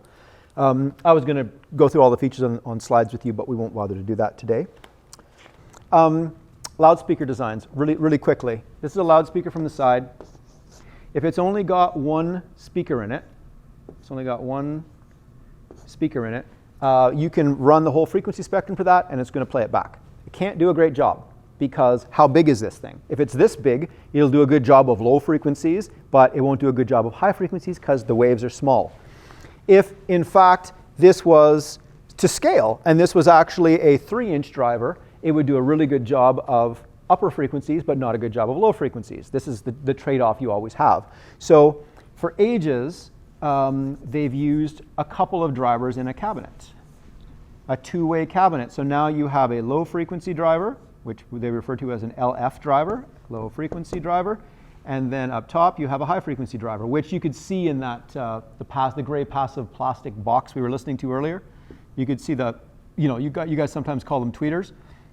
So we have a high frequency driver. Really simple. So how do these guys know what to reproduce? They excel at the areas that their size dictates. So if you shot full range frequency at this, it would reproduce everything, but it would do an okay job of the lower stuff. And this would do a terrible job of the lower stuff, but a better job of the higher. But we want to make that more efficient. So they put in a device called a crossover, or X-over in abbreviated terms. And the crossover is a dividing network. So you run your full 20 to 20 signal in, into the crossover divides it at a particular point, for example, 1K or 4K, whatever the box happens to choose, and it sends the high frequency information to the high frequency driver and the low frequency information to the low frequency driver. Makes sense, yes? Much more efficient. Each of these is only having to reproduce the part of the frequency spectrum that it's best for. Great. This is a passive cabinet because the amp is over here. And that's what the two ugly ones we looked at this morning were, the bad sounding white one and the gray one. Those were passive, and I was powering them from an amplifier from over there. Cool, does the trick well enough. Not super efficient because there's a lot of energy wasted when I send my amplified full range signal to here. The quality of the crossover makes a big difference too. But it does the trick. So you've been listening to that in home stereos your whole lives. Given all of our ages, we've all grown up with this type of concept. Taking it one step better, they actually do the division here. So now you have two amps. You have a high frequency amp and a low frequency amp.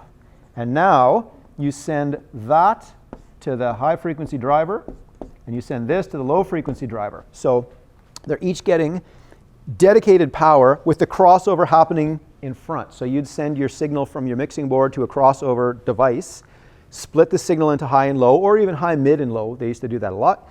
And then amplify them because your high frequencies need a lot less power than your low, for example. In a three-way system like I've got here, let's pretend that I've got sub on the bottom, and instead of those being that sophisticated new version, because those have a whole bunch of things going on, if those were just regular tops with a low frequency driver and a high frequency driver, and I sent them each power, to make the whole system sound even, I would probably want 1,000 watts to my sub, 600 watts to the mid, and maybe 150 to the high frequency driver, because that's all they need to produce equal amounts of sound pressure. So in this case, now we're more efficient because we have different sizes of amps doing the different jobs, okay? So they refer to this as bi-amped because you're using 2 amps. There is a method to my madness here. Why this is important for you to know is that when you buy an active speaker that sounds really good, an active speaker puts the amp right inside. The amp is right inside. And if it's a really good one, they put 2 amps inside. So it's a bi-amped speaker, but instead of having to do it externally and do all that farting around, you just provide the full range signal to the speaker like I'm doing to those little guys right now. And inside, there's a crossover that divides it and sends it to a high frequency amp and a low frequency amp, and that's why they sound so good. They are active, meaning the amplifier's built in, bi-amped. And for $600, they sound that good because they're active and bi-amped. Isn't that wonderful? So that's why we needed to know about bi-amped, so that you know when you're buying something that it's not just sales jargon, that to be dividing the amplification for the independent drivers is important. I think those big ones that I've got up there are tri-amped. I think there are amps for, each of them has 4 6-inch drivers, and then there's more mid-range drivers in a strange area, and then a high frequency driver. So I think there are 3 amps in each of those boxes, and about 8 drivers. Subwoofers are large. Their purpose is to deliver big bottom end. I don't think we're going to have a chance to do it today, but a quick word on subwoofer placement. Low frequency energy is very, very powerful. So if you have a subwoofer on each side of the stage, let's say these are separated by 30 feet, you're generating a huge blob of power like this. And where your waves interfere with each other, sometimes you get interference that increases the amplitude of the wave, so you get a lot more bottom, and sometimes it cancels, and so the bass disappears. This is a really big problem with subwoofers. Low frequencies like that are pretty omnidirectional. You can't tell where they come from. High frequencies, if I turn my head away from you, you really can tell because the high frequencies of my voice are directional, because the waves are so short. Low frequencies, I could turn that sub in any direction in this room and you wouldn't have any idea that I was doing it, which means I can locate it in different places and you don't necessarily notice. So, quick and dirty, the solution to problems, low end is very difficult to control in a room if you're trying to get a lot of energy in that space. And when you have 2 big blobs of bottom end causing conflict, you can't ever figure it out because you wander around with your iPad perhaps or running back and forth to the mixing board trying to make EQ adjustments and level adjustments, but depending on where you stand, you're getting interference that adds to the bass or interference that cancels the bass. So what I would have demoed, I currently have the two subwoofers spread out so we could listen to them and check it out and wander around the room a little bit, and we would probably notice areas in the room where we had a lot more or a lot less bottom. So the solution is put your two subs in the same place, either stacked on top of each other or side by side in the same place. Because the sound is very omnidirectional, you're not going to be able to tell. If you were standing on that side of the room, you might hear a little bit more level because you were closer to the two subs. But the beauty of this is now you just have one big blob of bottom end that has no interference. So it's a quick tip. Separating your subs like is typically done, what we have happening here with the two polar tower systems. Those subs are separated. They actually sound better when I turn the sub off on one side, believe it or not, because of the issue of the interference. So in a case where you're using larger subwoofers, to put them both in one place makes a huge difference. We did a thing in a big hall the other night, and the previous one I had done in there, I separated the subs and I struggled to satisfy the DJ for bottom end because of the interference problems. And for this previous one we did, I put my two fairly large subs side by side, and the DJ was begging us to turn down the bottom. So it is a very effective trick for low frequency. Leakage coming out of the back of speakers. Like I said, those big pair lines that I've got up top are remarkable. They're remarkable speakers to begin with. I want you all to playing with some mixing up front on them with the system wide open, because it's quite exciting. Then, starting last summer, 2 summers ago, I started using these because they sound great, and for a lot of the things I do, they do the trick for me. This is just a dinky little plastic box, and the amount of bleed you get off the back of it is terrifying compared to what I was used to. So that freaked me out, and I had to start EQing my monitors differently because I was used to what I was giving the performers being pretty devoid of interference from the back of the main PA. So I could give them some more low mid-range, I could give them some thickness, but as soon as I started using these, I had to make the monitors quite thin by comparison because they were getting quite a lot of sort of ugly bleed off the back. They were not getting high frequency bleed because directional high frequency coming out of the horn was still pretty isolated, but all the other mid-range stuff I was still getting out of the back of the plastic because it's just not as tight a box. This is so robust you don't hear a ton coming out of the back. When we fire things up for fun, carefully, and don't trip on cables, walk around the back to have a listen. Speaking of safety, just because it's a thing, when we talk about lighting, and we've got to at some point, when we talk about lighting, keep in mind that the reason that we have to use small stuff is because, walking out of frame, the reason that we have to use small, compact stuff is because you simply cannot cope with this. This is a professional theatrical lighting instrument. It weighs a bunch. It has huge lenses in the front of it. This is what's up top. There are about 24 of these in this theater up top, and that's what's pointed to illuminate the actors on stage. They don't use quite this type for live concert stuff, but again, it's, they have to be pretty significant instruments.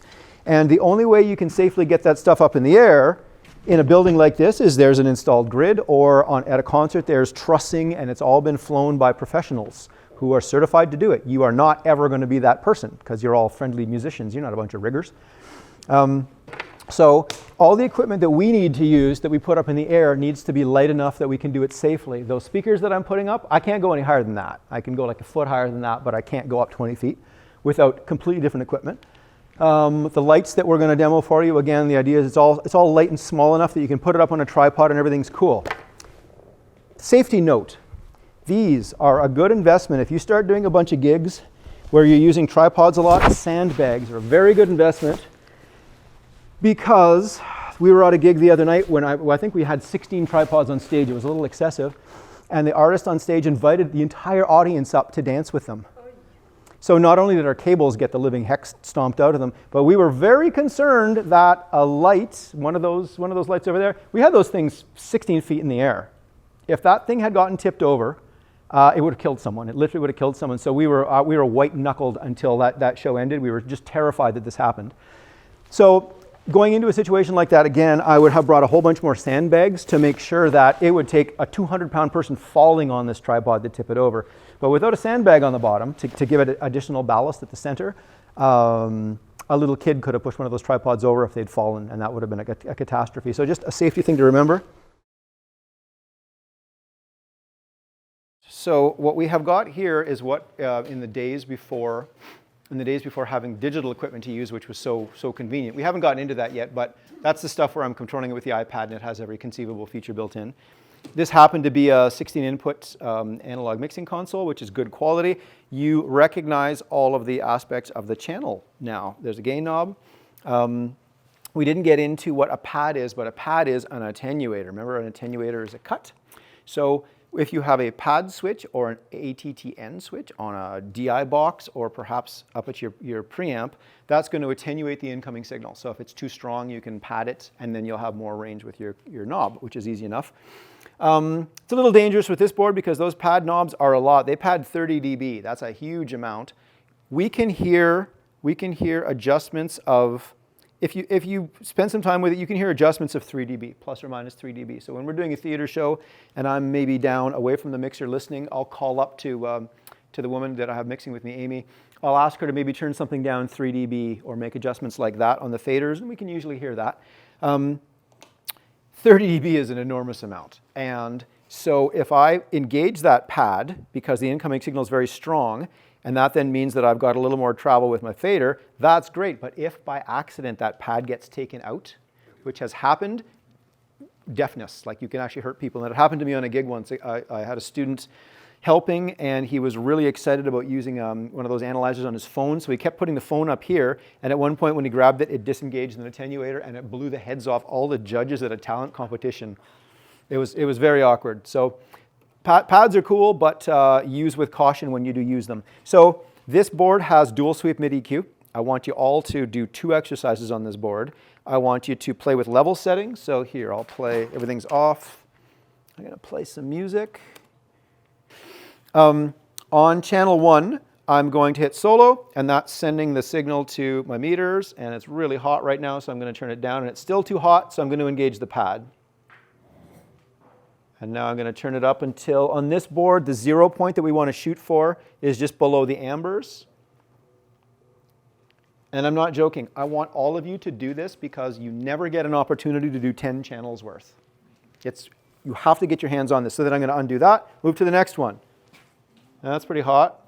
That's working. Put the pad on, move to the next one, etc. So there's your level setting. This board has dual sweep mid-range EQ. So if I turn something up in the PA, what's more interesting than that?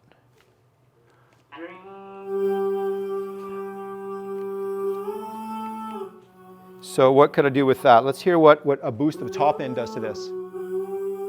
That's 12K. Doesn't do much.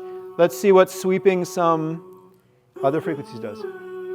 That's kind of telephone-like.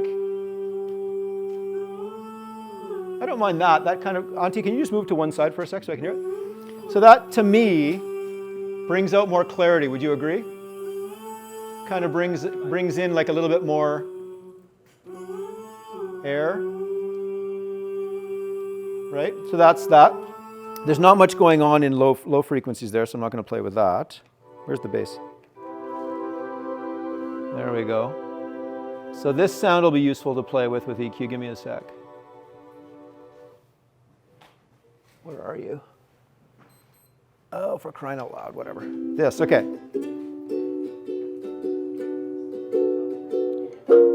That's kind of an ugly, glicky place, so I might want to reduce that a little bit. And then maybe make a little bit of the clarity of the string plucking come out by boosting.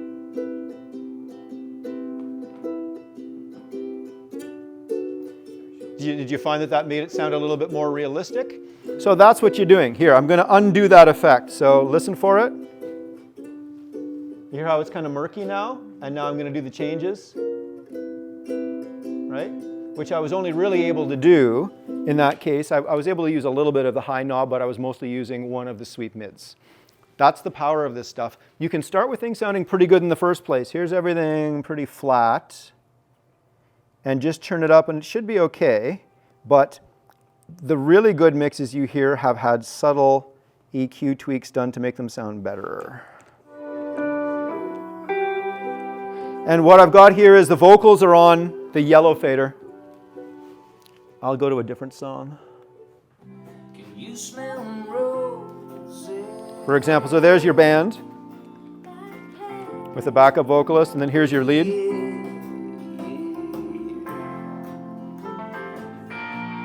I find this guy's voice has too much glickiness.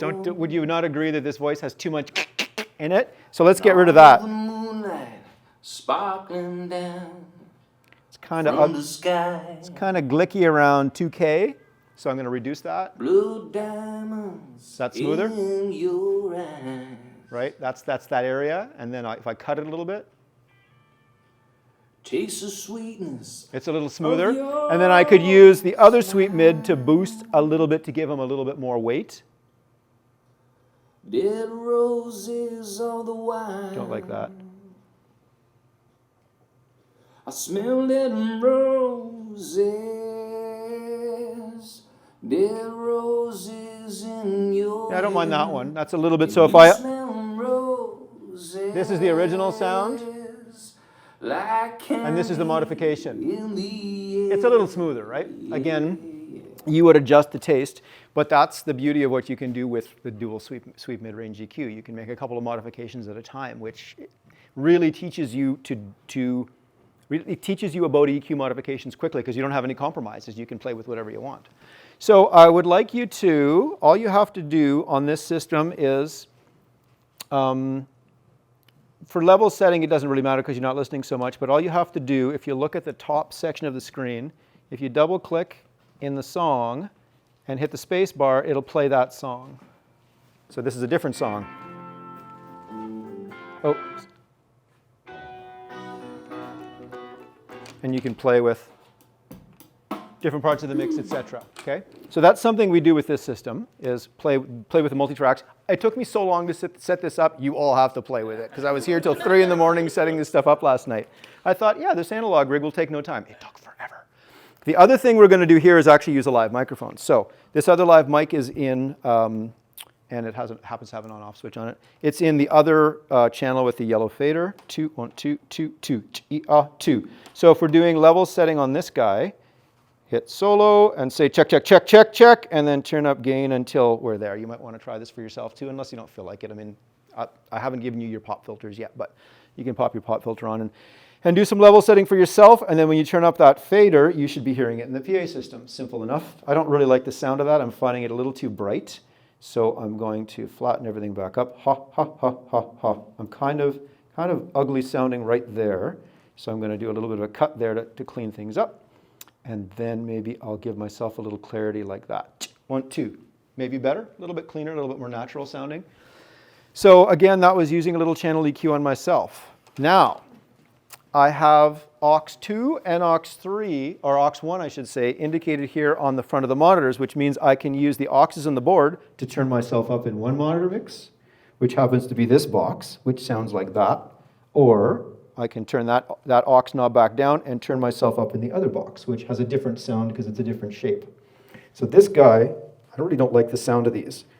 So if I wanted to play with, I've got graphic EQs right here, and they correspond to aux1 and aux2. So if I want to, and I'm checking that with a little volume control on it.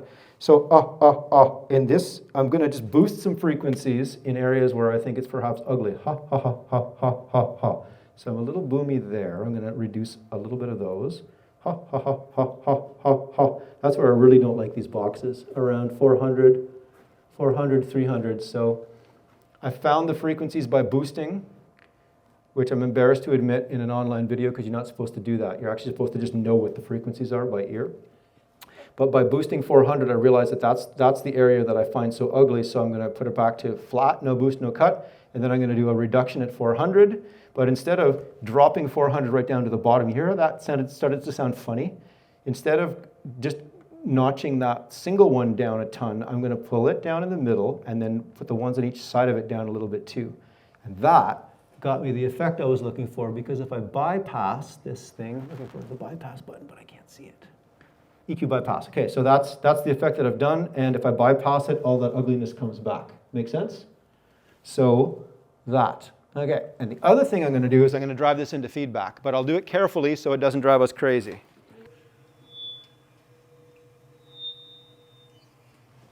That's really hot.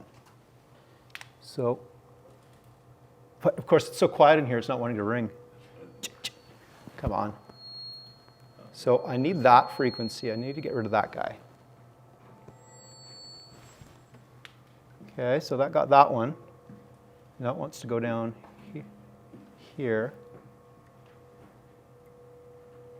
Around 400.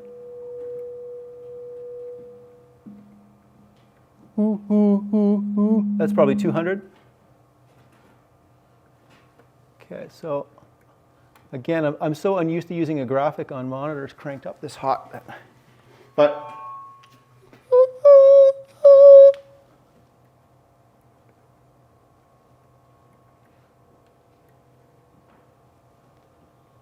I'm not doing a very good job of demonstrating feedback to you guys. I'm sorry. I don't do it very often. Okay, so again, the process, and that was a clumsy demonstration of it, but the process was turning up the levels until you start to hear frequencies feeding back. That and ringing because they're cycling. And we're done. I won't do it anymore. The idea then is because you have so many divisions in the frequency spectrum, that allows you to isolate the particular frequency that's ringing and turn it down. Make sense? And that's typically a thing you have to do if you've got to have your mics really loud. One of the reasons that I'm not in very good practice ringing out feedback is that I don't have this problem. Most of the time, because I can use the right mic in the right location, a lot of the time for a singer, I know that singers are going to want a ton of monitor volume. I usually give them 2 monitors. I give them 2, which means neither one of those monitors has to be turned up so loud. That's the thing. To get feedback just now, I had to turn this up a lot. And I just never do that. I'm in a situation where I have to turn one speaker up a ton. Usually on gigs though you are, right? You've got only one monitor, for example, so you've got to turn it way up. When I have had monitor feedback issues, it's because of poor mic technique. The person will sing this far away from the mic, not realizing that obviously proximity is going to make an enormous difference in terms of how much more signal it gets and how much less you have to amplify the incoming signal. That's huge. And the other thing is the tone of these microphones. Who are we missing? Are we missing one person? Carolyn? Is she peeing? Okay. So directional microphones exhibit an acoustic phenomenon. Directional microphones exhibit an acoustical phenomenon referred to as proximity effect. And the idea is the low frequency transmission increases the closer you get to them, is the thing. It's still hearing the same thing. My voice isn't changing. So whether this thing's hearing my voice here or whether it's hearing my voice there, my voice isn't changing, but proximity of the capsule to the source increases the amount of low frequency information that's sent. Okay, interesting. So if I'm here, I can turn this mic up to crazy, but it's never going to sound big. I would have to EQ in the bigness, right? It sounds very thin because I'm at this distance. But if I get myself closer to it, it just, without my adjusting EQ, I get a huge amount of additional bottom end. So you're literally EQing the sound of your voice on a directional microphone based on your proximity to it. Great if you stay on it all the time. Singing guitar players are very good for staying on the mic all the time, wouldn't you say? Yeah. Because you've got a monitor to hear yourself. You need to kind of be here. But vocalists bouncing around just as vocalists have the tendency to be all over the place. Sure.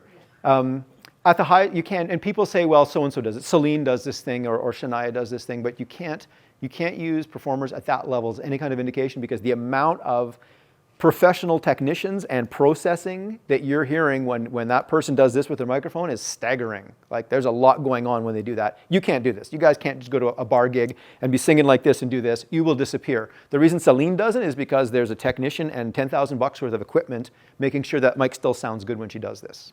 So we can't use those as examples. Feedback too by putting their hand on top of the microphone. Yes. Bouncing back and forth. You're also messing with the pickup pattern, right? Yeah. So you know that this mic has to hear from behind it in order to be directional. If I held it here, turned it up, and cupped the back of it and made it omni, it would ring like crazy because it wouldn't only be listening from the front anymore. And then putting your hand there creates an artificial environment that it's in, like Leo says, where things are sort of, you're creating a resonant chamber right there, and that will make it squeak like crazy. We often have the problem when the MC comes up. So is that because the sound person's turned the sound off because it's the break time, and then the MC comes up and then it feeds back? Because they don't sound check the MC? They don't sound check the MC. I always try to give my MC a dedicated mic. Yeah. Because if I have a bunch of performers who are wonderful, but they're Sarah McLachlan fans and they're doing this for their whole show, an MC comes up and pounds it and causes problems. So to give the MC a dedicated mic, I think makes a lot of sense because then you can sound check it and get it sounding great. And the only time that mic ever gets turned up is for this. And ideally, you shouldn't be in a position where you run out of channels on your board. If you've got a mixing board that's got like good EQ control and enough auxes for nice monitor sends and stuff, you're going to have enough channels to plug in an extra MC mic. So I would strongly recommend that for that. That's just the problem, that the MC hasn't been mixed properly. Yes. Yeah. Okay. Well then, yeah. If the MC is using the same mic as the rest of the band, and the tone of their voice is different, yeah, you're going to get different results. So you need to give them a dedicated mic. I am forever yelling at the local hotshot sax, clarinet, flute player. I know you won't be watching this because you hate technology, but set up a microphone to sound good for a clarinet. Clarinet is not a human voice. Clarinet does not sound like a voice. So I'll do all kinds of fancy EQ tweaking, which in an ideal world I shouldn't. I should just let it sound okay. But I do a bunch of tweaking, and I think we're enjoying the sound of this monitor more than we are of the other stuff. Now, do I have, yeah, okay, so this here's another thing, by the way. Depending on the mixer, so listen, this is a pre-fader send. We all know about pre-fader sends, right? My send to the PA system is not up right now, and we're still hearing me in monitor, so it's a pre-fader aux send. But depending on the mixer, that pre-fader send sometimes is pre-EQ, so if I made adjustments to the EQ, they don't show up in the monitors. That's kind of preferable because I don't want my EQ changes that I do for front of house to affect the performer. Unfortunately, with this board, it is post-EQ, so anything I do to the EQ to change the sound in front of house, the performer hears too. That's not so cool. So the pre and post, that's not, you can't control that on and off, right? Pre and post aux sends is a thing that we are aware of. Whether the EQs are pre or post pre-fader aux, that's the thing. Whether the auxes are pre or post EQ is on a digital board selectable. On this board, you can actually change it by opening the whole board up and unsoldering a bunch of jumpers. You can actually change it inside, which is insane. So I really appreciate my digital board that has the variability, and I always just have it turned off. So this board it's a good one. It's got sweep mid. You can do you can solo everything. It has effects built in. It has a bunch of stuff that you can do, but in this case, I've got reverb I can play with, and I've also got that, some of you were out there when I was talking about that fast repeat delay, they call that a slap delay, which is really useful in making a vocal seem a little bit more present in a mix. Reverb is nice, but reverb tends to put a vocal back in a mix. It gives it like an ambience, whereas these quick delays, which sound like this, 2, 1, 2, that's not bad, 1, 2, 2.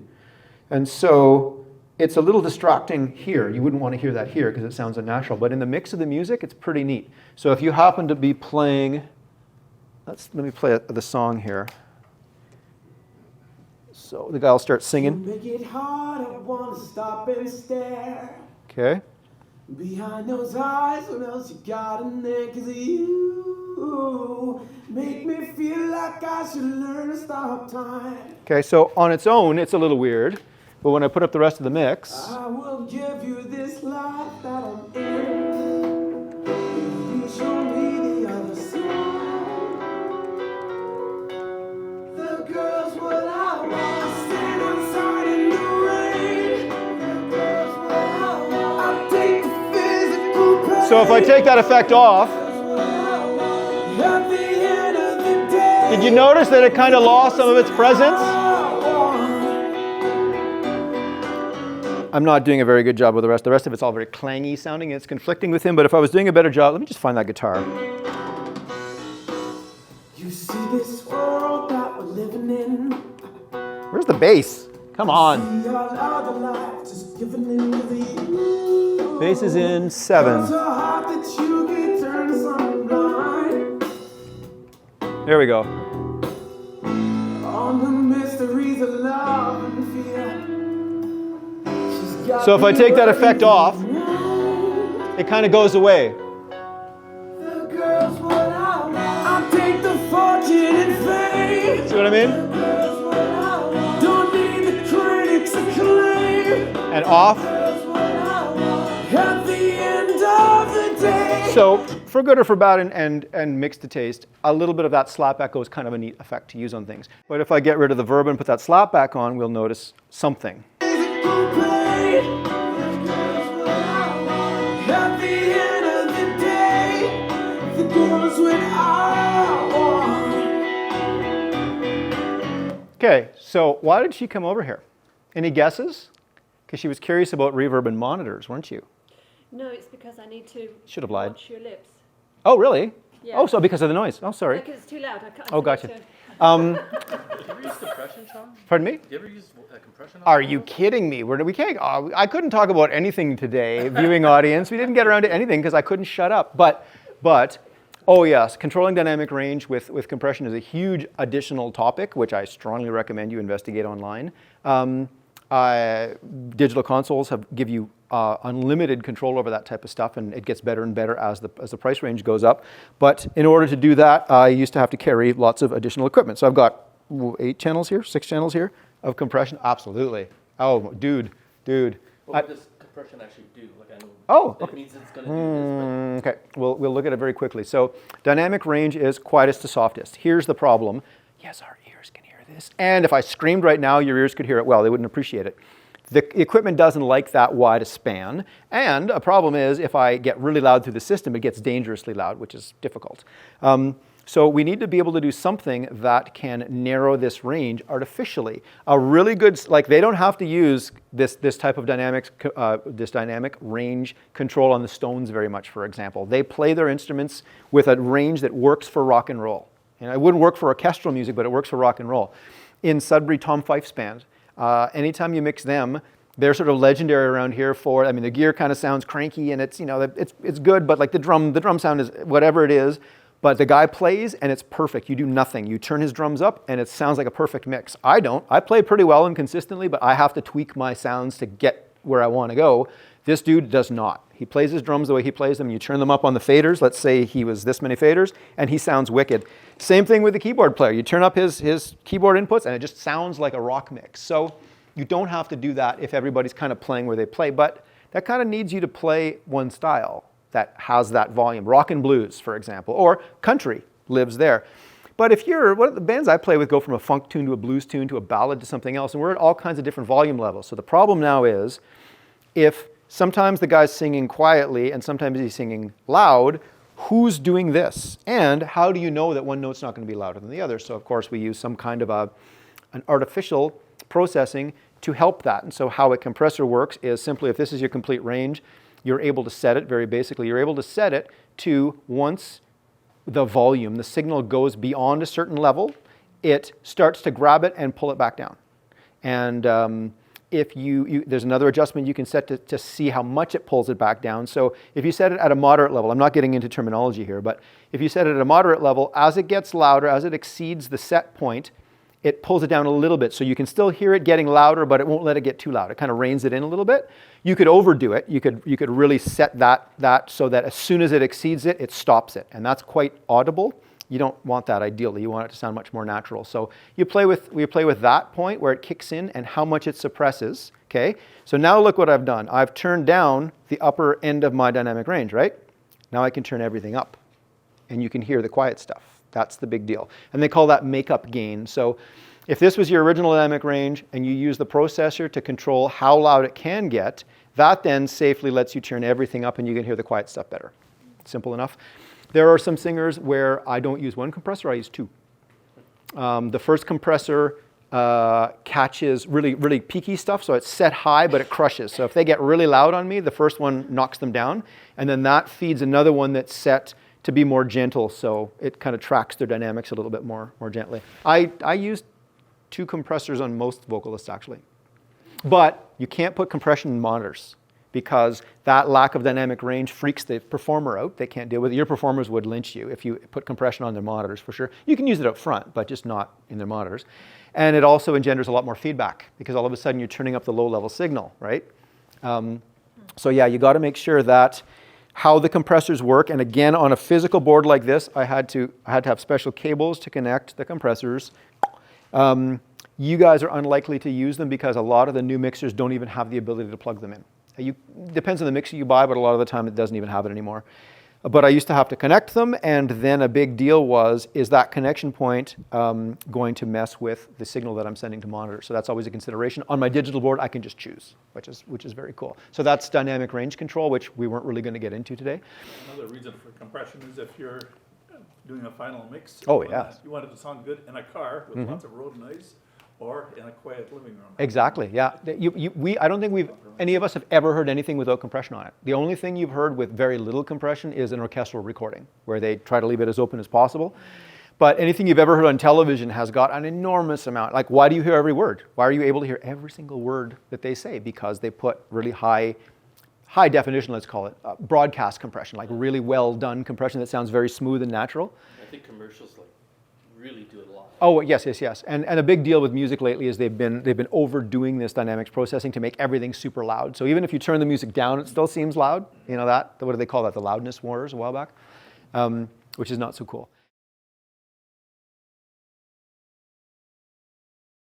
This is just a small version of a lighting console that talks on the DMX protocol, this digital multiplex protocol, where you assign addresses, there's numbers and assignments you would do, and then when you do that, it turns things up. So very basically, if I actually get this set up for you today, we would turn on some front lighting, like that, very simple, and then I could control some LED lights. But this is very basic. This fader will control the color change of an LED light, but if I want it to then do things like more from color to color, it requires more control.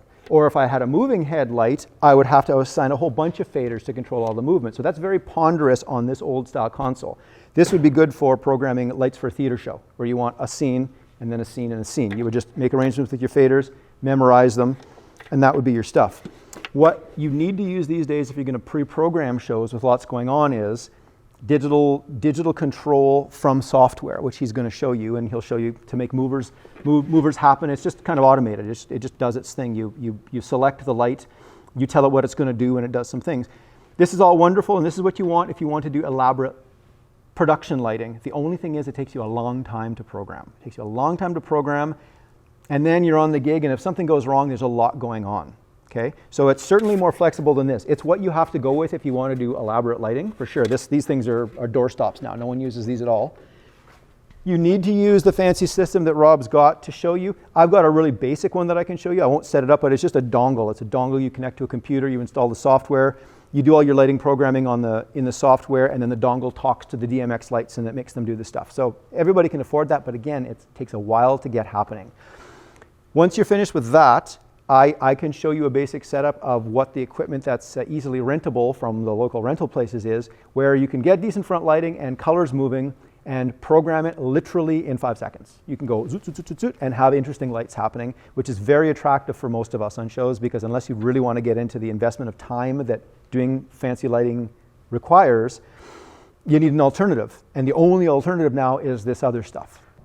Okay, so as I was saying, Brendan and I have a small studio conveniently located in Brendan's basement. It runs about 25 feet by 25, is it? 25 and a half by 25. Right, 0.25. And we set it up as a hybrid facility where we can have probably upwards of 60 people with the facility for professional broadcast quality live streaming. So we've accumulated gear. We were very busy during the pandemic. With a number of arts organizations, from music to drama to you name it. And basically starting from scratch. Obviously audio gear was our primary issue at first, to which it seemed every Friday Sean had a sale on stuff that he didn't need anymore. So at some point, I think I bought most of his inventory.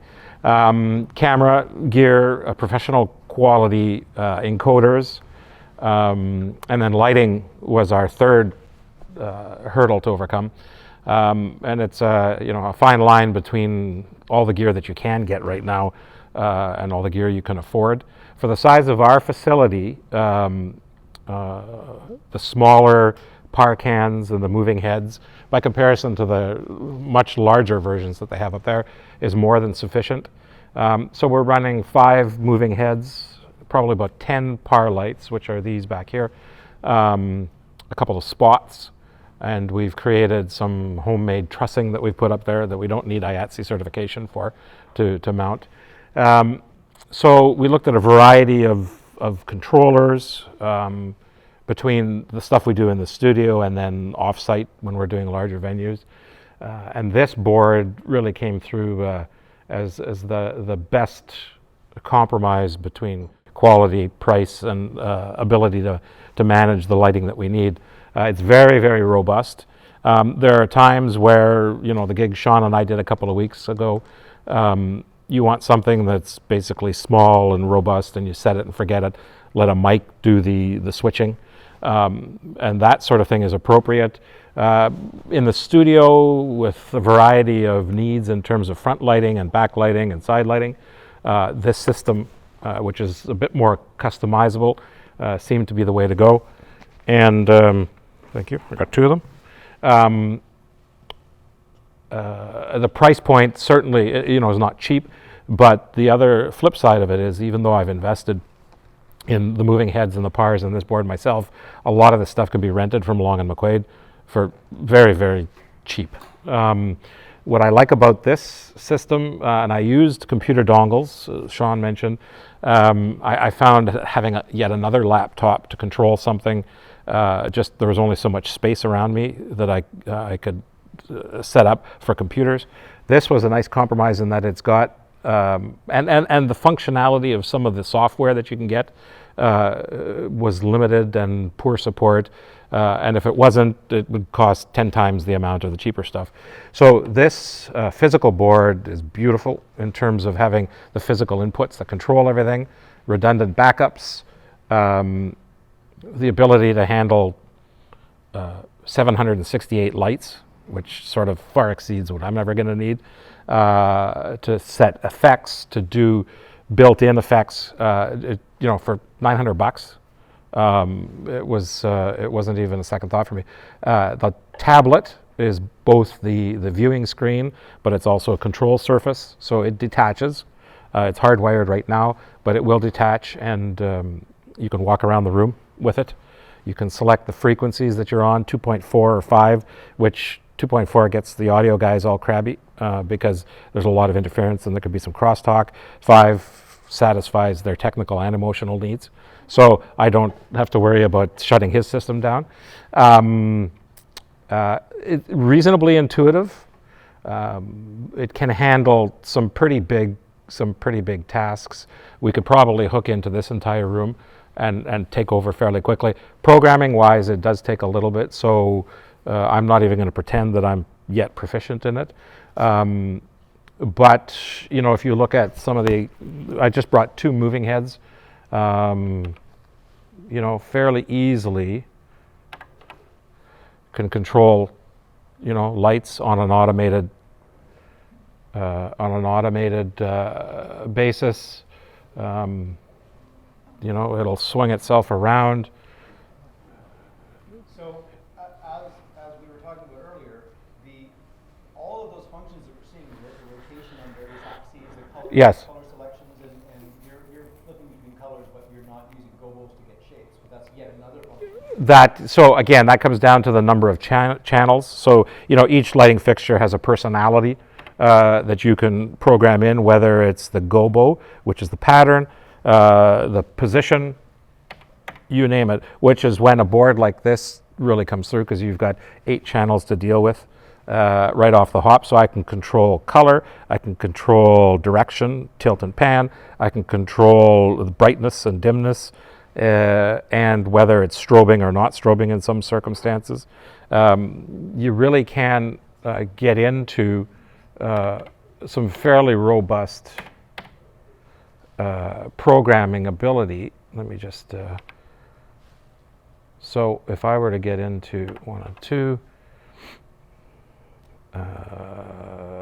so we'll bring this up.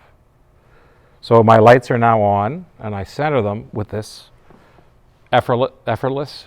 And the beauty about this is not only can you control everything from the panel in terms of direction and the rest of it, using a variety of whether you want to use your faders or your little rotary dials, you can also grab the iPad and do whatever the heck you want in terms of shapes. You can program these in as just sort of random movements. If you're doing a wedding, you can use one of these as a spotlight and bring it in on the bride, either on the fly if you're buskering or if you want to pre-program it. It really does add a lot of usability with a little bit of effort. Compared that to the Grand MA, which is how much, Sean? I think this one's about $10 grand. Yeah, so this thing runs about $900, $1,000 bucks. It really is a slick little system. Again, I guess it depends on the use that you're looking at. For us in the studio, this is sort of a nice compromise. And we don't have to explain to our wives where the 20 grand went. We have this little gig going where when my wife comes over to the studio, Brendan says, look at all my equipment. And then when Brendan's wife comes down, he says, look at all Rob's equipment. So, these DMX lights are very affordable. Like I said, the moving heads are about about $600 a piece, rentable from Long and McQuaid, I think for $25 a month.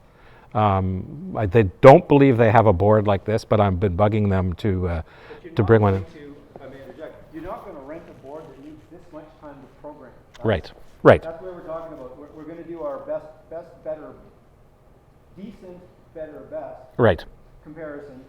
Decent is going to be what we'll get back to with me in a minute, which is the simple rentable stuff that programs easily. What Rob's playing with is way better because you can do crazy stuff with it, but do you have the time to program it? Is what it comes down to, because you've got to invest in the board. No one's renting this thing and doing the amount of programming it's going to take to do stuff in 2 days. No. You'd have to rent it for a couple of months, and it's not cheap equipment, so by the time you rent it for a couple of months to actually get around to programming, you might as well buy it. Yeah. And now you're invested in a system like that. So it's quite a thing to get to that level. Yeah.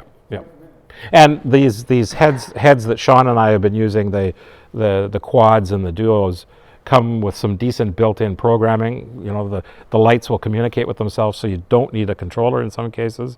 You can get away with the smaller controller that Sean has here, but it also would feed into this system if we decided that we wanted to go more robust. So it's, it's a nifty little system.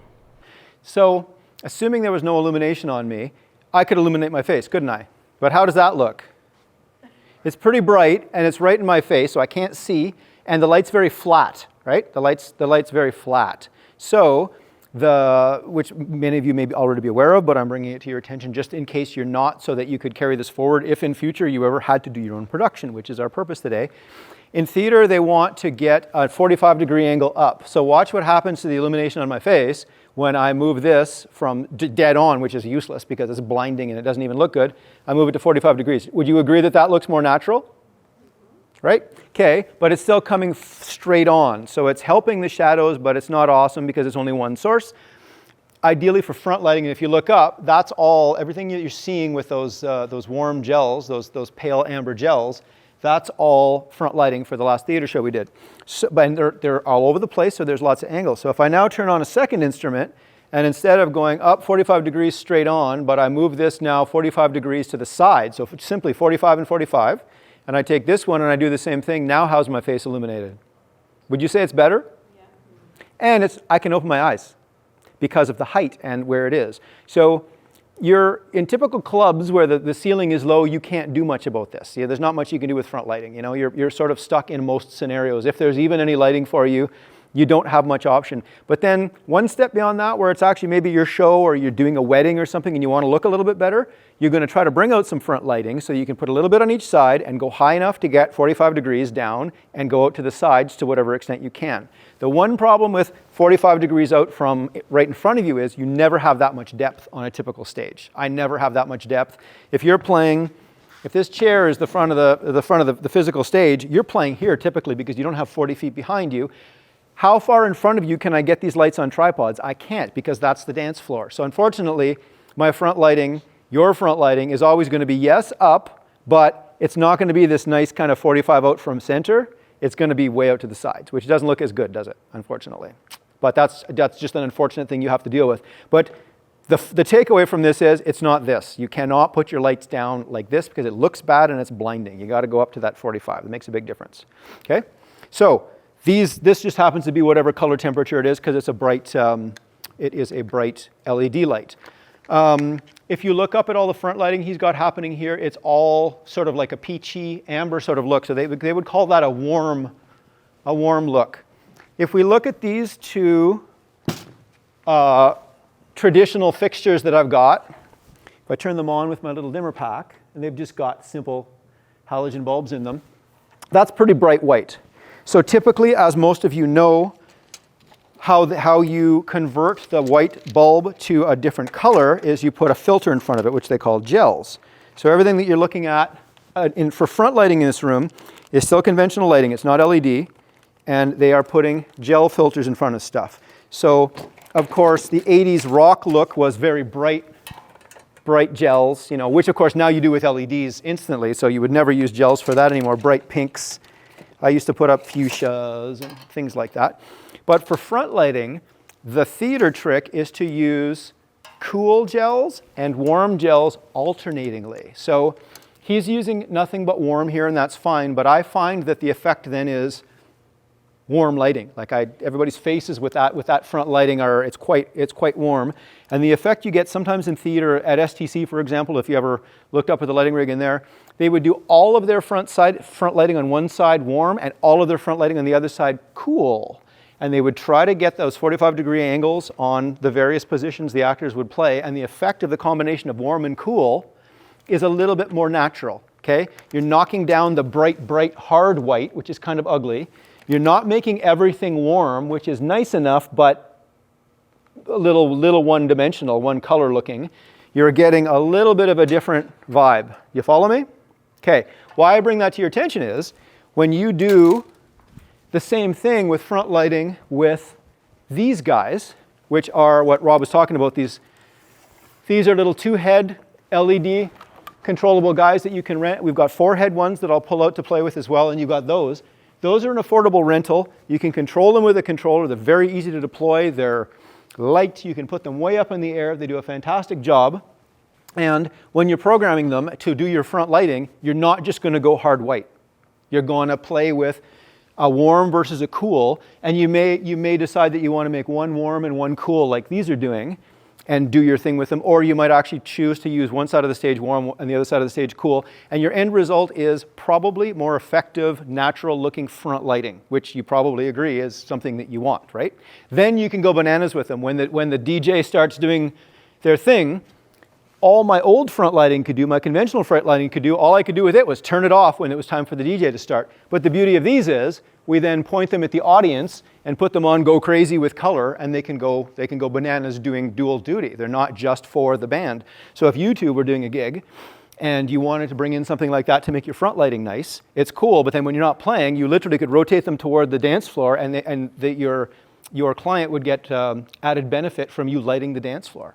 And it could be done through an iPhone or an iPad. Yeah, you can control it from all kinds of stuff. So I just wanted to bring up the concept of using gels to change what you're seeing with pure white, and then apply that same concept of cool and warm to your own front lighting if you have an opportunity. Now for fun, let's look at a couple of scenes on our big rig. Examples of just the front light setup. And then I asked them for some of the stuff in the top, which are all LED movers.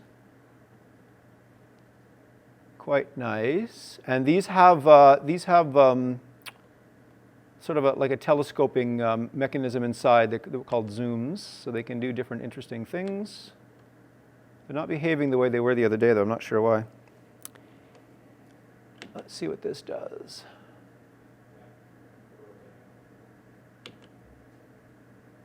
There we go. So we've got a little bit of simple movement. I guess the layers aspect was turned off. They're not doing the wild stuff that he had. And now, of course, they're changing. They are changing their status. Those are gobos, which then can. I think the next button is going to cause these to rotate. There we go. So right now we don't have any haze in the air. The big deal with beam lights like this is these silly patterns we're seeing on the ground are amusing looking. But what's really cool is when you have haze in the air, because now the beams. This is where you get the effect of your beams swirling. You don't typically on a concert stage, you don't see these patterns. You see the beams swirling in the haze in the air. That's pretty cool. What else did I do? Oh, something else? Okay, and then what's at the end here? I think maybe he's got some stuff with a bunch of things going on. So there we have some more, a little bit more movement. So the big deal about this lighting board is an industry standard. That is used everywhere in the biggest stage contexts. The big deal about them is they make all of this complex programming easier by reducing the amount that you have to tell the board what to do. So this thing doesn't require that you go through one by one and talk about specific fixtures and talk about functions. This guy, you can just say, I've got 12 of this particular type of light and 24 of this other particular light. The board then knows what all their capabilities are, so you can just pull up functions and go zoot, zoot, zoot, and the lights start doing this and save that and so on. So Andre was able to come in and put together all of the few things that I've scrolled through here that you saw today from scratch, right? They weren't already programmed. Everything that we've been seeing with this lighting rig since I turned it on, he programmed in 5 minutes. That's pretty powerful, you know. This isn't necessarily what you would use for your own concert, but the fact that you can get this many instruments behaving for you, doing this much activity so quickly, is why a board like that is used for professional level programming. But of course, it's way, way beyond the capacity that we're able to use, because even if you had this board, you can't use this many instruments with the type of rigs we have, right?